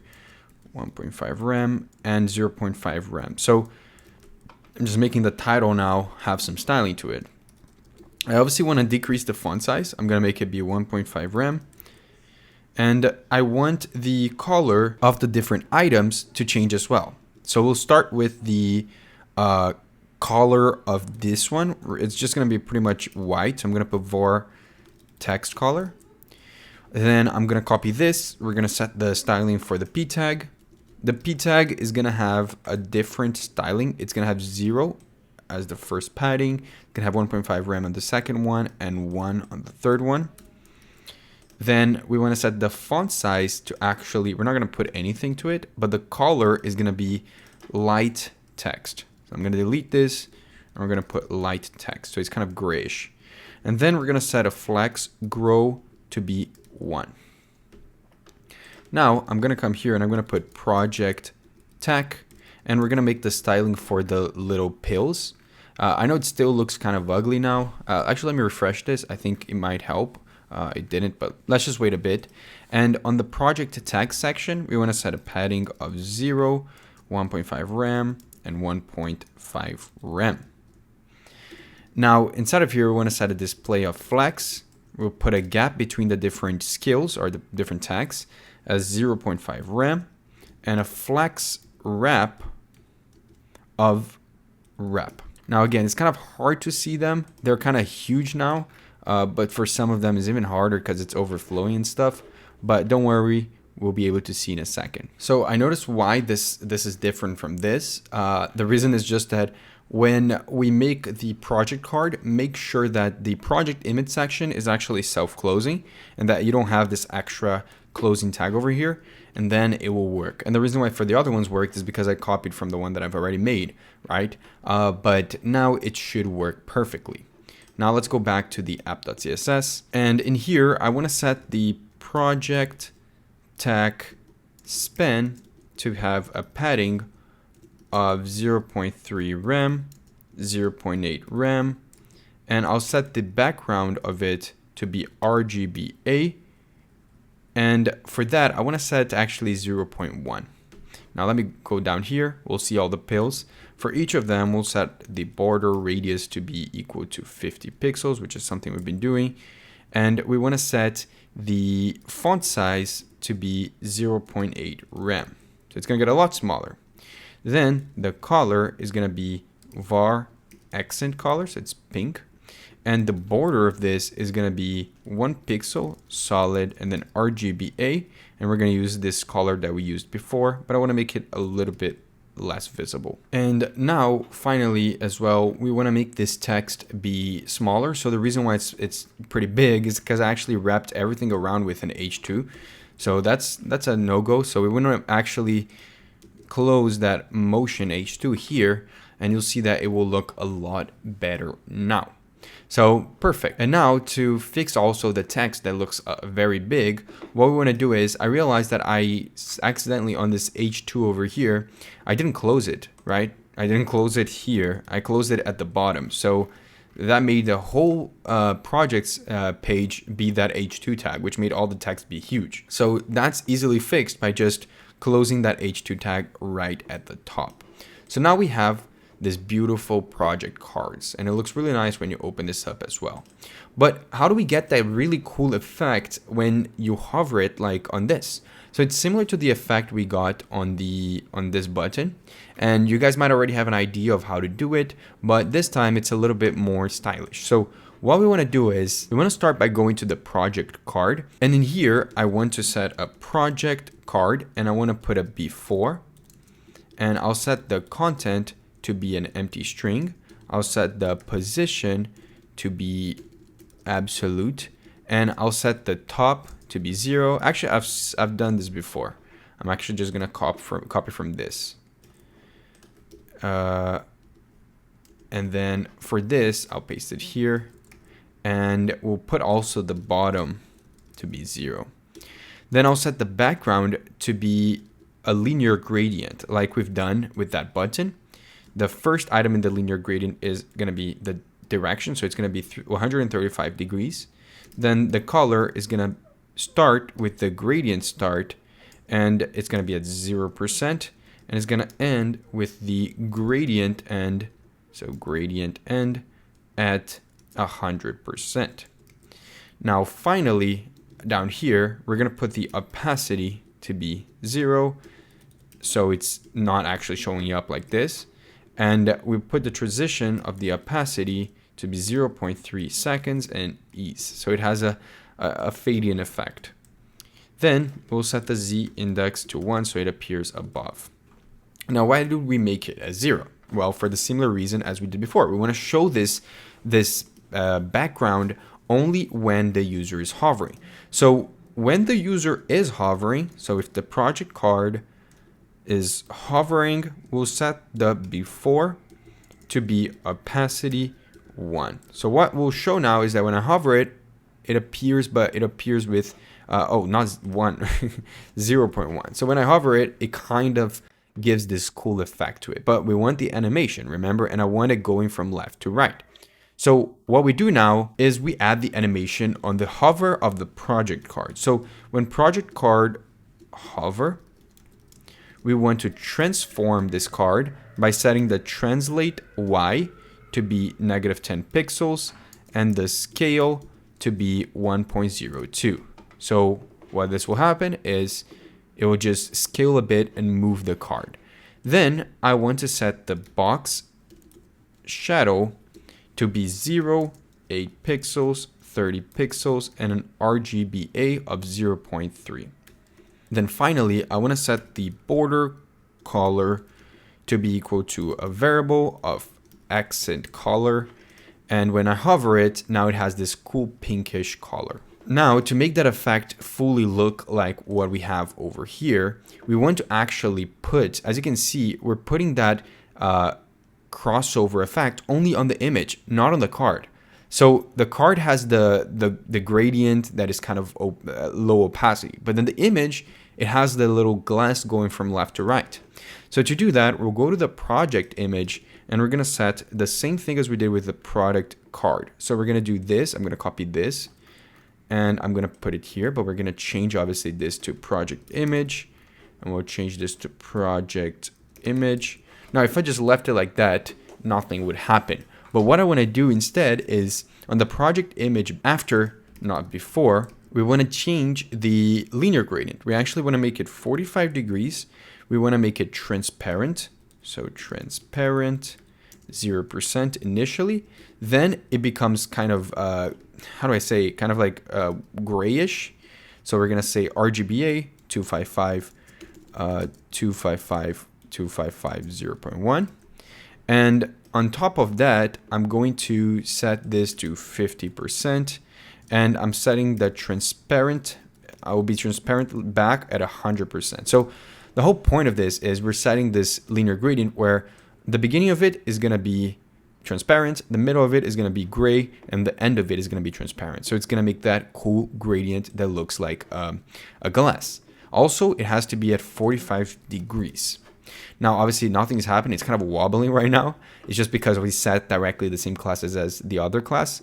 But what we want to do instead is, instead of all this, the transition I'll keep, but I want to remove the opacity. I'll make it transform, and I want to translate on the X direction to negative 100%.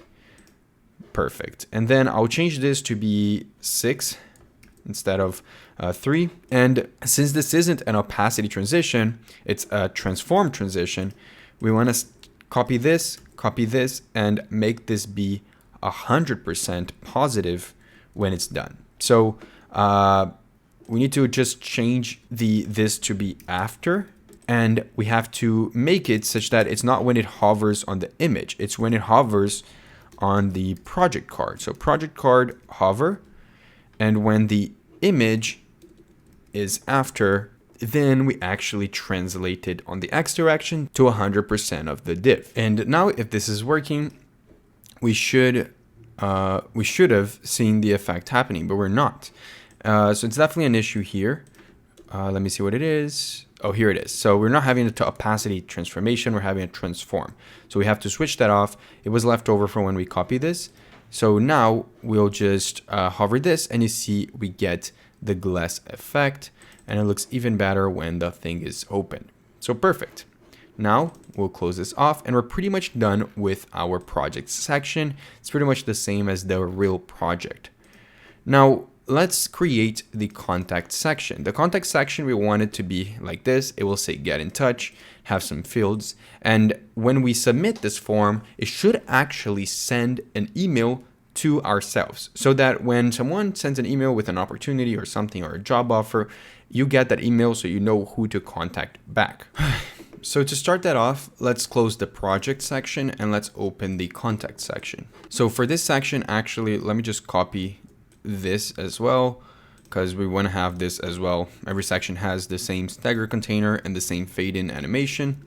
I'll paste it here. Then I'm going to import motion from Framer Motion, something that I forgot to do in all the other components, but I finally remembered. And let's start by building the UI for the form. So we'll start with the motion.section. We'll make this have an ID of contact, a class name of contact, and we'll apply some initial styling where the opacity is going to be 0 to make the fade in effect, just like we did with all of the other sections. We'll do a while in view, and we'll set the opacity to 1. And the viewport, we'll set this to once equals to true. And the transition is going to take 0.6 seconds to happen. So 0.6. Then I want to come below this motion over here, and we're going to say motion.h2. We're going to set the variance to it, and we're going to say it's fade in up. Then we have to set the initial to initial, animate to animate, and viewport to once. Perfect. Now in this H2, we just want to put something like get in touch. It will appear down here.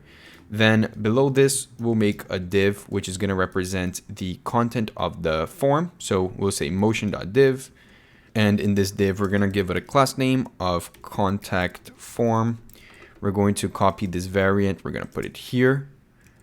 And the last thing I want to do is inside of here, I want to put an actual form. So we'll do motion.form, and I'll put it a class name of content form, but this one I did this wrong. This should be contact content, and this should be contact form. Then we can start building the format of this form. The first thing is going to be an input. So we'll say motion.input, and it's going to be self-closing. We're going to put a type of it as text.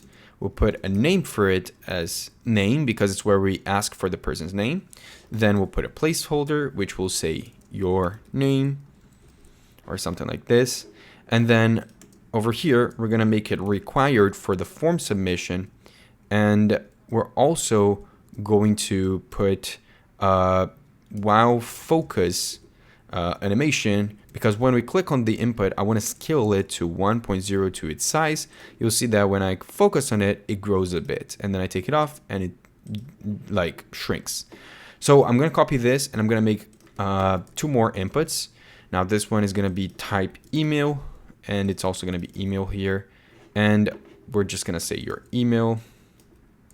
And then the scale will also be the same. Now this one won't be an input, it's going to be a text area, and it's going to be the message text area. We don't need a type since it's not an input, so we're going to call it message, and it's going to say your message, and the scale will be exactly the same. Finally, we're just going to make a motion.button, which will say send message.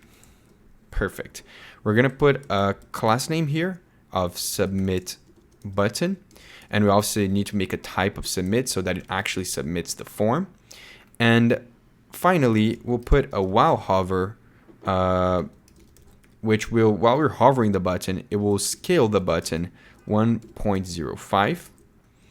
And below this, when we tap on it, it is going to also scale it back down, so it gives that pop effect that we've been putting on our buttons. And now we have our form over here. Now I'm going to put some styling to it before we make it functional, just so that it doesn't look very ugly while we're working on it. So to do that, I'll come over here and I'm going to add a contact section. We're going to start with the contact page. We're just setting a padding of 6 rem and 5%. It's going to again shrink everything to the middle. And we're setting the background as section, we'll say background var section bg. Then we're setting a position to be relative. Then below this, we want to set the contact h2, so we style this get in touch. So basically all we want to do with it is we just want to put it in the center like the other ones. And we want to set the font size to be 2.5 rem, so it's big like the other ones. And we'll set a margin bottom, so the form is a bit far away. And the margin bottom will be 3 rem. Then I'm going to pass the contact content. And this will have a max width of 600 pixels. I don't like the form to take the whole screen, so we'll make it 600. And I'll center it by saying margin 0 auto. Then below this, we'll actually style the form. So contact form, we'll set the display to flex, which will put everything next to each other. And I'll change the direction of the flags so that they stand on top of each other. Now it actually looks like a form. I'll also put a gap in between them of 1 rem, which I think is a good size.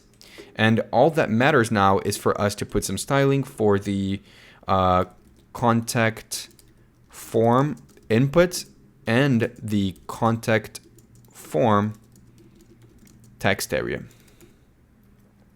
So for this, what I want to do is I want to start with the generic 1 rem padding to make them bigger, a border of 2 pixels solid, and I want to set the color to be the card border. So card border. Then we're going to set the border radius. So border radius to be 0.5 rem. We'll set the font size to be 1 rem. We'll set the transition to be all 0.3 seconds and ease. And we're also going to set the background of it to be a variable with a card BG color. So it's kind of transparent because it's also the color of our section. But then to combat that, we're going to set the color of the text to be text color. So var text color. It's kind of the white. And we'll set a box shadow of 0 to pixels, 8 pixels, and RGBA with 0.1 as opacity. So it has this little shadow around it. Perfect. Now you see it scales up because of all the animations we did, but I want, when you focus on it, for this to be pink instead of blue. So to make that happen, I'm going to copy this and I'm going to add a focus effect to each of them. Now what the focus effect will do is it will first set the outline to be none. So you see that that doesn't appear anymore. And then I'm going to set the border color to be the accent color. And now it looks a lot better. But I also want to change the color of the box shadow. Actually, I'll just copy this over here. And I want to keep it, I want to make it a little bit bigger. So I'll do 12 here. But the color is going to be 244, 144, 182, and 0.2. So you see it gives this little pinkish box shadow when we click on it. Now obviously the inputs are in a good size, but the text area should be a lot bigger. So specifically, since we put the same styling for both types of inputs, we now want to put just some styling for the text area. So I'll say text area, and for it I'll just set a min height of 150 pixels, so it actually looks more like a text area. And I'll also only allow them, because right now I could resize them, resize this horizontally or vertically, and it kind of screws up with it. I want to change that. I only want to allow the resize to be vertical. So now you see I can't go to the right, but I can go and make it bigger up and down. Perfect. So now all I want to do is just standardize and make this button look a lot better. So I'm going to say submit button, and I'm going to put a padding to it, which is going to apply 1 rem, a background, which is going to have a variable of a primary color. Then I'm going to put a color to it and make it white. Then I'm setting the border to be none because I think this border looks really ugly. Then I'm setting the border radius to be the same border radius as the inputs of 0.5 rem. I'm setting the font size to be 1 rem. And I'm setting the font weight to be 600. Now I like every button to have a cursor, which is a pointer like the links. And I'm also having this be a transition of all 0.3 seconds and ease. Now the box shadow, I'm going to copy this. We're just going to change some stuff. It will have a 0, a 4, a 12, but then the color is going to be this. It's going to be 124, 58, 237, and we'll make it 3 in alpha. So it's kind of purple. Now you see that it's scaling up when we do this, but we also want to apply some other major styling to it when we hover it. You'll see in a second. Now just to finish this off, I need to put a position, make it relative, and I want to set overflow to hidden. Now what is the styling that is left for this? Well, the styling that is left is the fact that on the real one, when I hover the button, it still has that little cool glassy effect to it. So how do we make that happen? Also, if you notice, we want to make this divide over here between the different forms. I really like this. It's pink in a point, and then it slows down on the edges. So to start with the first one, right, this top pink thing over here, we'll come to where we have our contact. We're going to add a contact before. Now for this, we're setting the content to be empty, obviously, and we're also setting the position to be absolute. Then I'm setting the top to be 0, the left to be 0, the right to be 0, but the height is going to be 1 pixel. Now you're not seeing it yet, but we'll just put a background, which is going to be a linear gradient, which is going to be 90 degrees, and it's going to have that cool pink effect. We're going to start with it being transparent, because if you look over here, it starts transparent, it goes to pink, and then it becomes transparent again. So we already know it's going to end transparent. So I will just put transparent here back. So transparent. Now on this one, we want to put the accent color. So I'm going to say accent color, and you'll see that we now have that cool effect. Now for the submit button, I'm actually going to copy this. We're going to come down here, and I want to make a before for the submit button. Now I'm putting the content as this, absolute. The left is going to be negative 100%. And the right is going to be, we're not putting a right actually. We're putting a width, which is going to be 100%. Then the height is also going to be 100%. And the background is going to be 90 degrees, but the color is going to be RGBA. And we're making it 255, 255, 255, and then 0.2 of opacity. Now, to start this, we want to also define the transition duration as 0.5 seconds.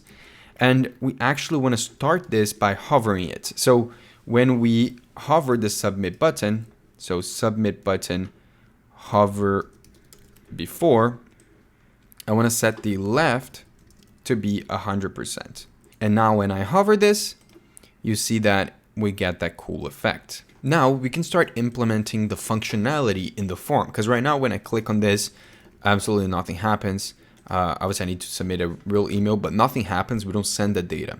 Now, how are we going to send this data? Well, we're going to be using an email service that is free called email.js. So to start off, you can go to the link in the description. This is not sponsored, or you can just go to email.js.com and you can sign up for free. I obviously already have an account, so I'm going to sign into it and I'll be back in a second. Perfect. So now I've signed into my account, and when you sign into your account, you won't see any services, but you'll see this thing called email services. What I want you to do is I want you to click on add new service. You choose what your personal email service is, because if you think about it, you need to send this email from someone, right? You need to send it.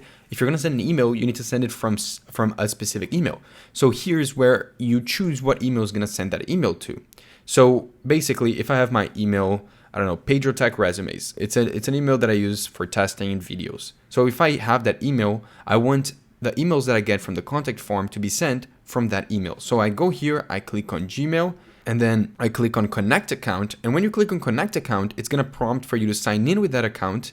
And you need to check the mark that says that you want to allow this service to send emails from your behalf. Because if not, then this won't work. Now, I already have this service. It's this one over here. I made it for this video. Don't use the same service as me, because that will make no sense. It won't work. And I'm also closing this account after this video, so you guys don't have access to my API keys.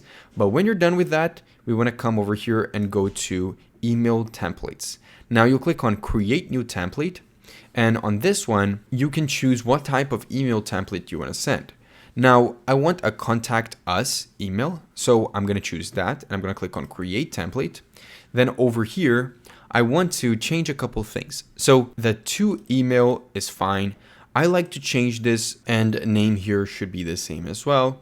You're going to click on use default email address, so it will send from this email over here, or whichever one you signed in from, and you'll keep reply to email as well. Now for the subject over here, I'm actually going to open this up so you guys see better. I'm going to change this. We're not going to have a title, because in our form, there's no title. We're actually going to say contact us and then put the name of the user who's contacting. That's going to be in the subject of the email we receive. Then we can customize the content of the email. So I'm going to customize it just briefly. Instead of putting the name here, I want to just have the email, and I want to say something like this. I want to say, let me just unbold this. I want to say, you got a new message from, and then I'll specify the email. Now I want to make this obviously bigger so we can see stuff. Let me make it like this. And then we can see the email. Then I want to make this side be huge, just because the actual message might be huge.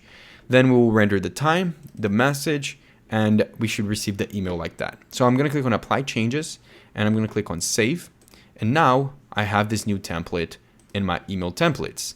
So I have two because I already used one for this example over here. But what we want to do is now we want to go to account. And on here, we're going to see our public API key. So we want to get that, copy it, come back to our code. Also, I'll close this. I'll come back to our code, and I want to make a .env file for this project. Now on here, I want to make 3 different environment variables. I want to make the Vite email JS service ID. I want to make the same thing, but for the template ID. And then I'll do the same thing, but for the public key. Now, obviously, the reason we're using environment variables is so that when we push this code, we don't push our API keys and our service IDs and all that. So we're going to first put the public key directly over here. Then we're going to go to our templates. We're going to copy the template ID for whichever template you created. Just paste it there. Then I'm going to go to services, and you choose the email service that you connected. And then you paste it over here as well. Now we should be good to go to actually start connecting our project to email.js. So to do that, I need to install the mail.js SDK into my project. I'm going to run npm install email.js/browser. Then when we install it, we can import it up here on our contact component. So I'm going to import email.js from at email.js/browser. And we're going to use this to submit and send the email. But before we can send the email, we have to initialize our connection between our code and the actual account that we have on email.js. So to do that, we actually have to copy this and come into our app.jsx. And if you remember in the beginning of this video, we made a use effect, right, for loading. So we're only going to set loading to true when we have the email.js init created. So I'm going to come here, I'm going to import this. And then in here, I want to do email.js.init. And I'm going to get the public key that we have on our environment variable file. So I'm going to say import.meta.env.vite email.js public key. Perfect. And now we should have initialized our instance of email.js on this project. Now going back to the contact, in order to send an email with this, we need to keep track of what the user has sent on this form. So an easy way to do this is just to make 2 states. The first state is going to be the form data state. So we're going to say const form data, and it's going to have a set form data function. We're going to set it equal to use state. And inside of here, we want to set a name, which is an empty string. Then we're going to set an email, which is an empty string, and a message, which is an empty string. It's just the format of how our form is, and we're going to update it as the user types on each inputs. Now, to make that happen, we're going to create here a function called handle input change. Now we're going to pass this to all of our inputs and text areas. And during an input change, what we want to do is we want to first get the name and the value of that input. So we'll say e.target to do that. Now the name is going to help us know what part of the form data changed, because we gave for each input a name. Like the first input has it as name, the second one has it as email, the third one it has it as message. So by getting it, we know which part is changing, and the value is just whatever the user is typing on that input when this function is called. So now what we can do is we can set the form data to be, and then we'll get the previous value, which basically means the current state of this state, and we're setting it to be exactly the same. So we don't change anything with the exception of the part of the form that changed. So if when we call this handle input change function, name is equal to email, then we're going to keep the whole form data the same. That's what this means.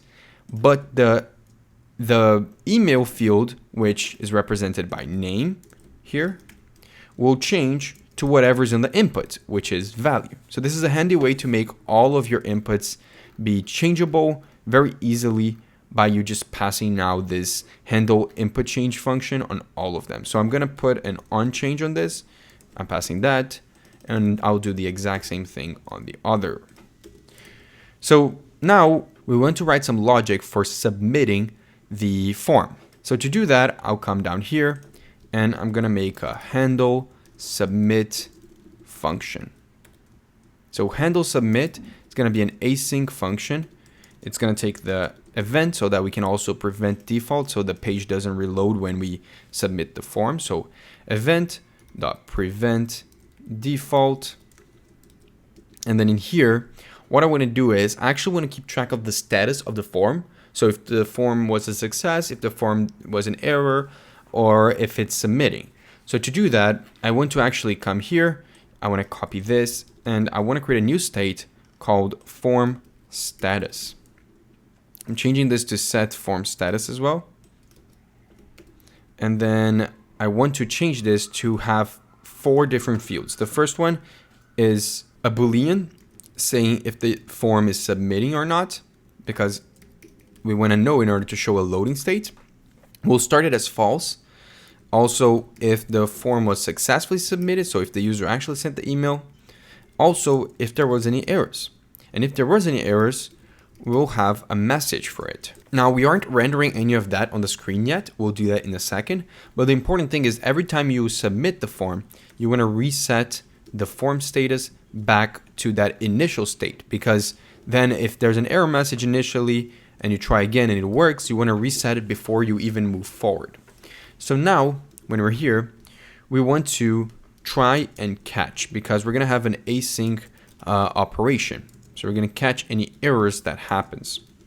Now, what is this async operation? Well, it's us sending the email. So to send the email, I'm going to await email.js, and I'm going to call the send function. Now, this function requires us to pass 3 things. The first thing is the service ID. The second thing is the template ID. So I'll just paste it here, and we can pass both of them. And then the third one is an object with the variables that we used on our template. So if you remember here, when I click on this, you see email, message, and name, all that. It's part of what we're sending. So we need to send those variables. I'm going to send name, and it's going to be equal to form data.name. We're going to send email, which is going to be form data.email. And we're going to send message, which is going to be form data.message. Perfect. Now, if we get to this stage, then it means there was a successful attempt at sending a message. So we'll set the form status to be equal to submitting false. So we're going to copy this over here. We're going to put it over here. Also, I just realized that before we send, we actually want to set submitting to true, because we are starting to submit. But if it's a success, we'll set submitting to false, but success is going to be true. And the message is going to say message sent successfully. Perfect. Now we're going to reset the form data right after this. So I'm going to say set form data. We're going to set it to be a name. It's going to be an empty string. Email is going to be an empty string as well. And message is going to be an empty string, just so we can then send another email if you want to. Now, if there's any errors, on the other hand, I want to set the form status to be submitting. Actually, I'll just copy this so we don't have to waste time. I'm going to paste it here. And what I want is to swap this from true to false and this from false to true. And also, I'll just create a message here. I'll just say failed to send message. Please try again. Now, we just want to display the error and submit states. So to do that, I'm going to come down here, and on our submit button, the first thing I want to do is, instead of just having send message, I want to have it depend on if the message is being submitted or not. Because if form status dot submitting is true, it means that we're currently sending the email. So I want to actually change this to say sending. But if it's not, then I want to keep it as send message. Now, I also want to disable this button while it's submitting, so the user doesn't try sending 2 emails at once. So I'll say form status dot submitting. If that's true, then we don't allow them to submit the form again. Now, we want to display an error message or a success message if that's the case. So to do that, I'm going to say form status dot message, and if that's not null, then I want to display this motion.div. So motion.div, which is going to include the message. So we'll just render the form status dot message. Now on this div, I want to put a class name to it, and the color of it will depend on if it was a success or a failure. Now, to do that, I'm going to use some ternary, some logical operators. So I'm going to put here, I have to put backticks to insert some JavaScript. Either case, we're going to have a form status class, but then we also want to add a success or an error class. And again, that's going to depend on the form status. If the form status is success, then I want to put a class here, which is going to be success. If it's not, then I want to put a class name, which is error. And now let's just quickly add the styles for that before we try submitting. I'm going to add here a form status. I'm going to set the margin top to be 1 rem, the padding to be 1 rem, and then I want to set the border radius to be 0.5 rem, the text align to be center, and the font weight to be 500. Now it's hard for you guys to see this because we haven't submitted the form yet, but it's just oh, I can actually show it here, but I want to keep it as a surprise for you guys for when we submit it. It would just be a little card that appears here and it will show the message. Now, in case it was successful, so we'll copy this, paste it here, and just add the success class to it. Then I want to set the background to have this greenish color. So I'll say RGBA, I'll make it 34, 197, and 94, and then 0.1. And then we're going to set the border to be 1 pixel solid, and we're going to put an RGBA that is going to be similar to this one, but it's going to have slightly more color. So we're going to put 0.2 instead. Then we're going to set the color of the text to be a bright green. So I don't have the color already defined. I'm just going to write it here like this. And this should be a bright green. Then we're going to copy this. We're going to do the exact same thing, but for the error. And the only difference is that we're going to have different colors. Now I'll just copy and paste here the colors. They're all going to be red and kind of like this like dark red tint. Now, when I save this, now what we should check is I should write here a sample message. Like I'll write my name, Pedro Machado. I'll put my email, pedro@pedrotech.co, and I'll write a message. Hey, I want to hire you. Now I'm going to click on send message, and if everything is right, we should have seen the message being sent, but something happened. I already know what happened because we got redirected, and that shouldn't have happened because we prevented default. The issue is that we never passed the onSubmit to this form. So we made the handle submit function, but we never passed there. So it's just randomly submitting the form without actually doing anything. So let me refresh the page. Let me go here. I'm going to rewrite this. Then I'll write pedro@pedrotech.co. And then, please, I want to hire you.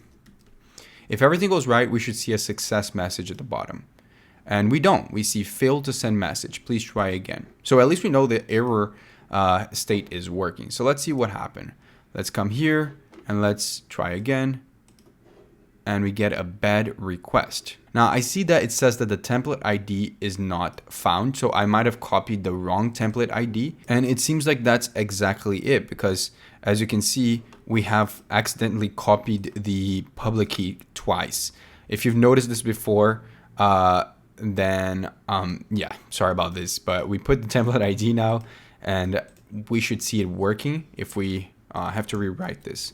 But yeah, let me try Pedro Machado, pedro@pedrotech.co. I want to hire you. Now, if we send this, it should work. And yes, we see message sent successfully. Now, how do we know if it worked? I'm going to open up the email that we chose to send all the messages. And as you can see over here, we have received the email with the exact message that we sent. And it was sent from the email that I used to create this account. Oh, I just realized I put the same email as the email that I'm using to send the message. So that really didn't make sense. But yeah, so you can see now that the functionality is working, and the only thing left on this project is just make this footer look a little bit better. So for that, let's just come to the footer area on the app.jsx. We just made it into this, but we want to turn it into a motion.footer. Oh, actually we have to import the motion variable. So let's do import motion from Framer Motion. Then we're going to do motion.div. And actually not div, we'll do footer. And I want to replace this here as well. And then I'll just set a class name to this. We're going to set it to footer. We'll set some animation here as well. We'll do initial is equal to opacity 0. Then we're going to put an animate, and that animate, or actually let's do a while in view, because this is also going to be at the bottom. So we'll put while in view. We're going to put the opacity to 1.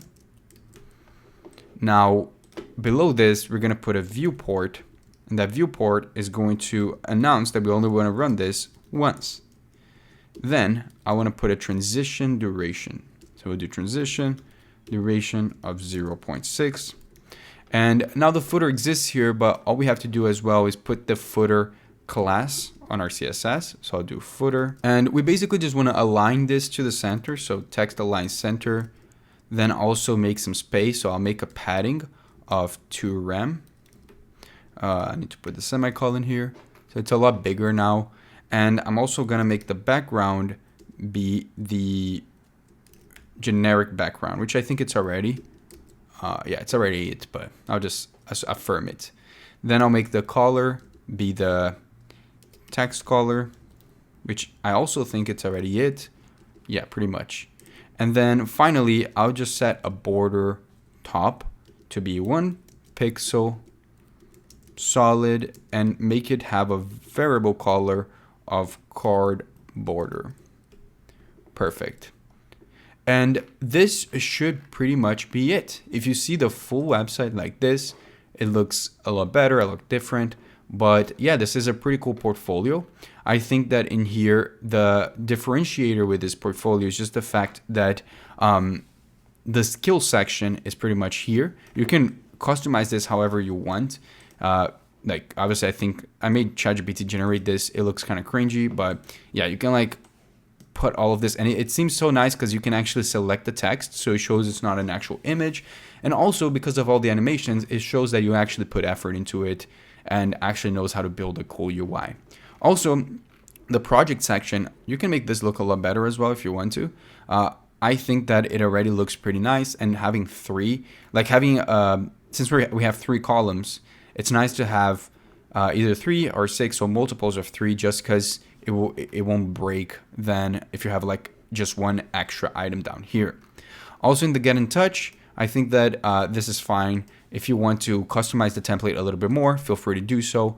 But again, click all the links in the description where I'm going to link the code for this project, including the code of this project. Now let's deploy this project.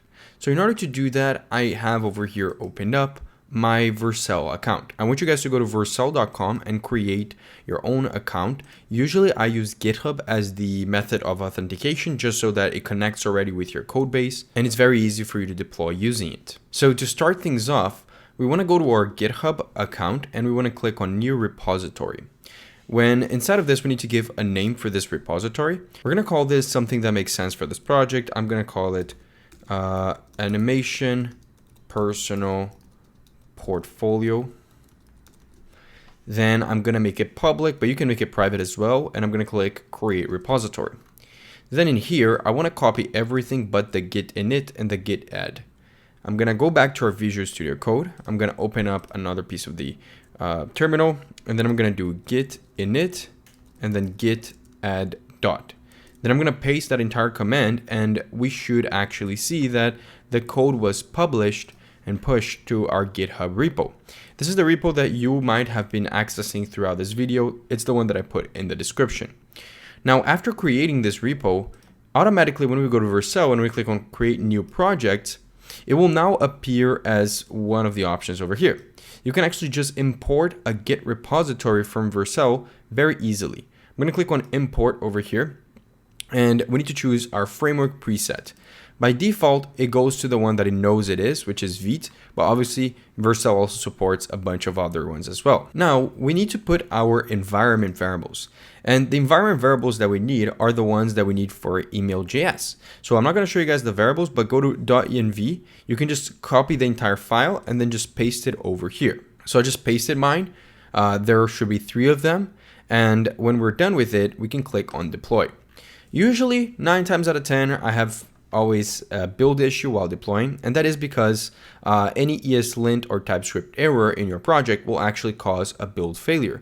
However, it's okay if it does fail. I'm gonna come back in and I'm gonna tell you guys exactly how to fix it. But I was wrong. It actually deployed very easily. So I'm gonna click on continue to dashboard, and if everything is right, when I click on visit, our website should be live and ready to be viewed by everyone. So if you guys want to check this out, I'm gonna leave this demo website as part of the description as well, and you can go ahead and click on everything and play around with it. Again, it looks very cool, in my opinion at least, and it's probably one of the best portfolio websites I think I've made, and at least in a UI visual sense. But yeah, so thank you so much for watching this video. If you enjoyed it, please leave a like down below and comment what you want to see next. Subscribe because I'm posting twice a month, but I'm putting a lot of effort into each video. So I'm posting actually half of the amount of videos I was posting before, but I'm putting 4 times the amount of effort into each of them.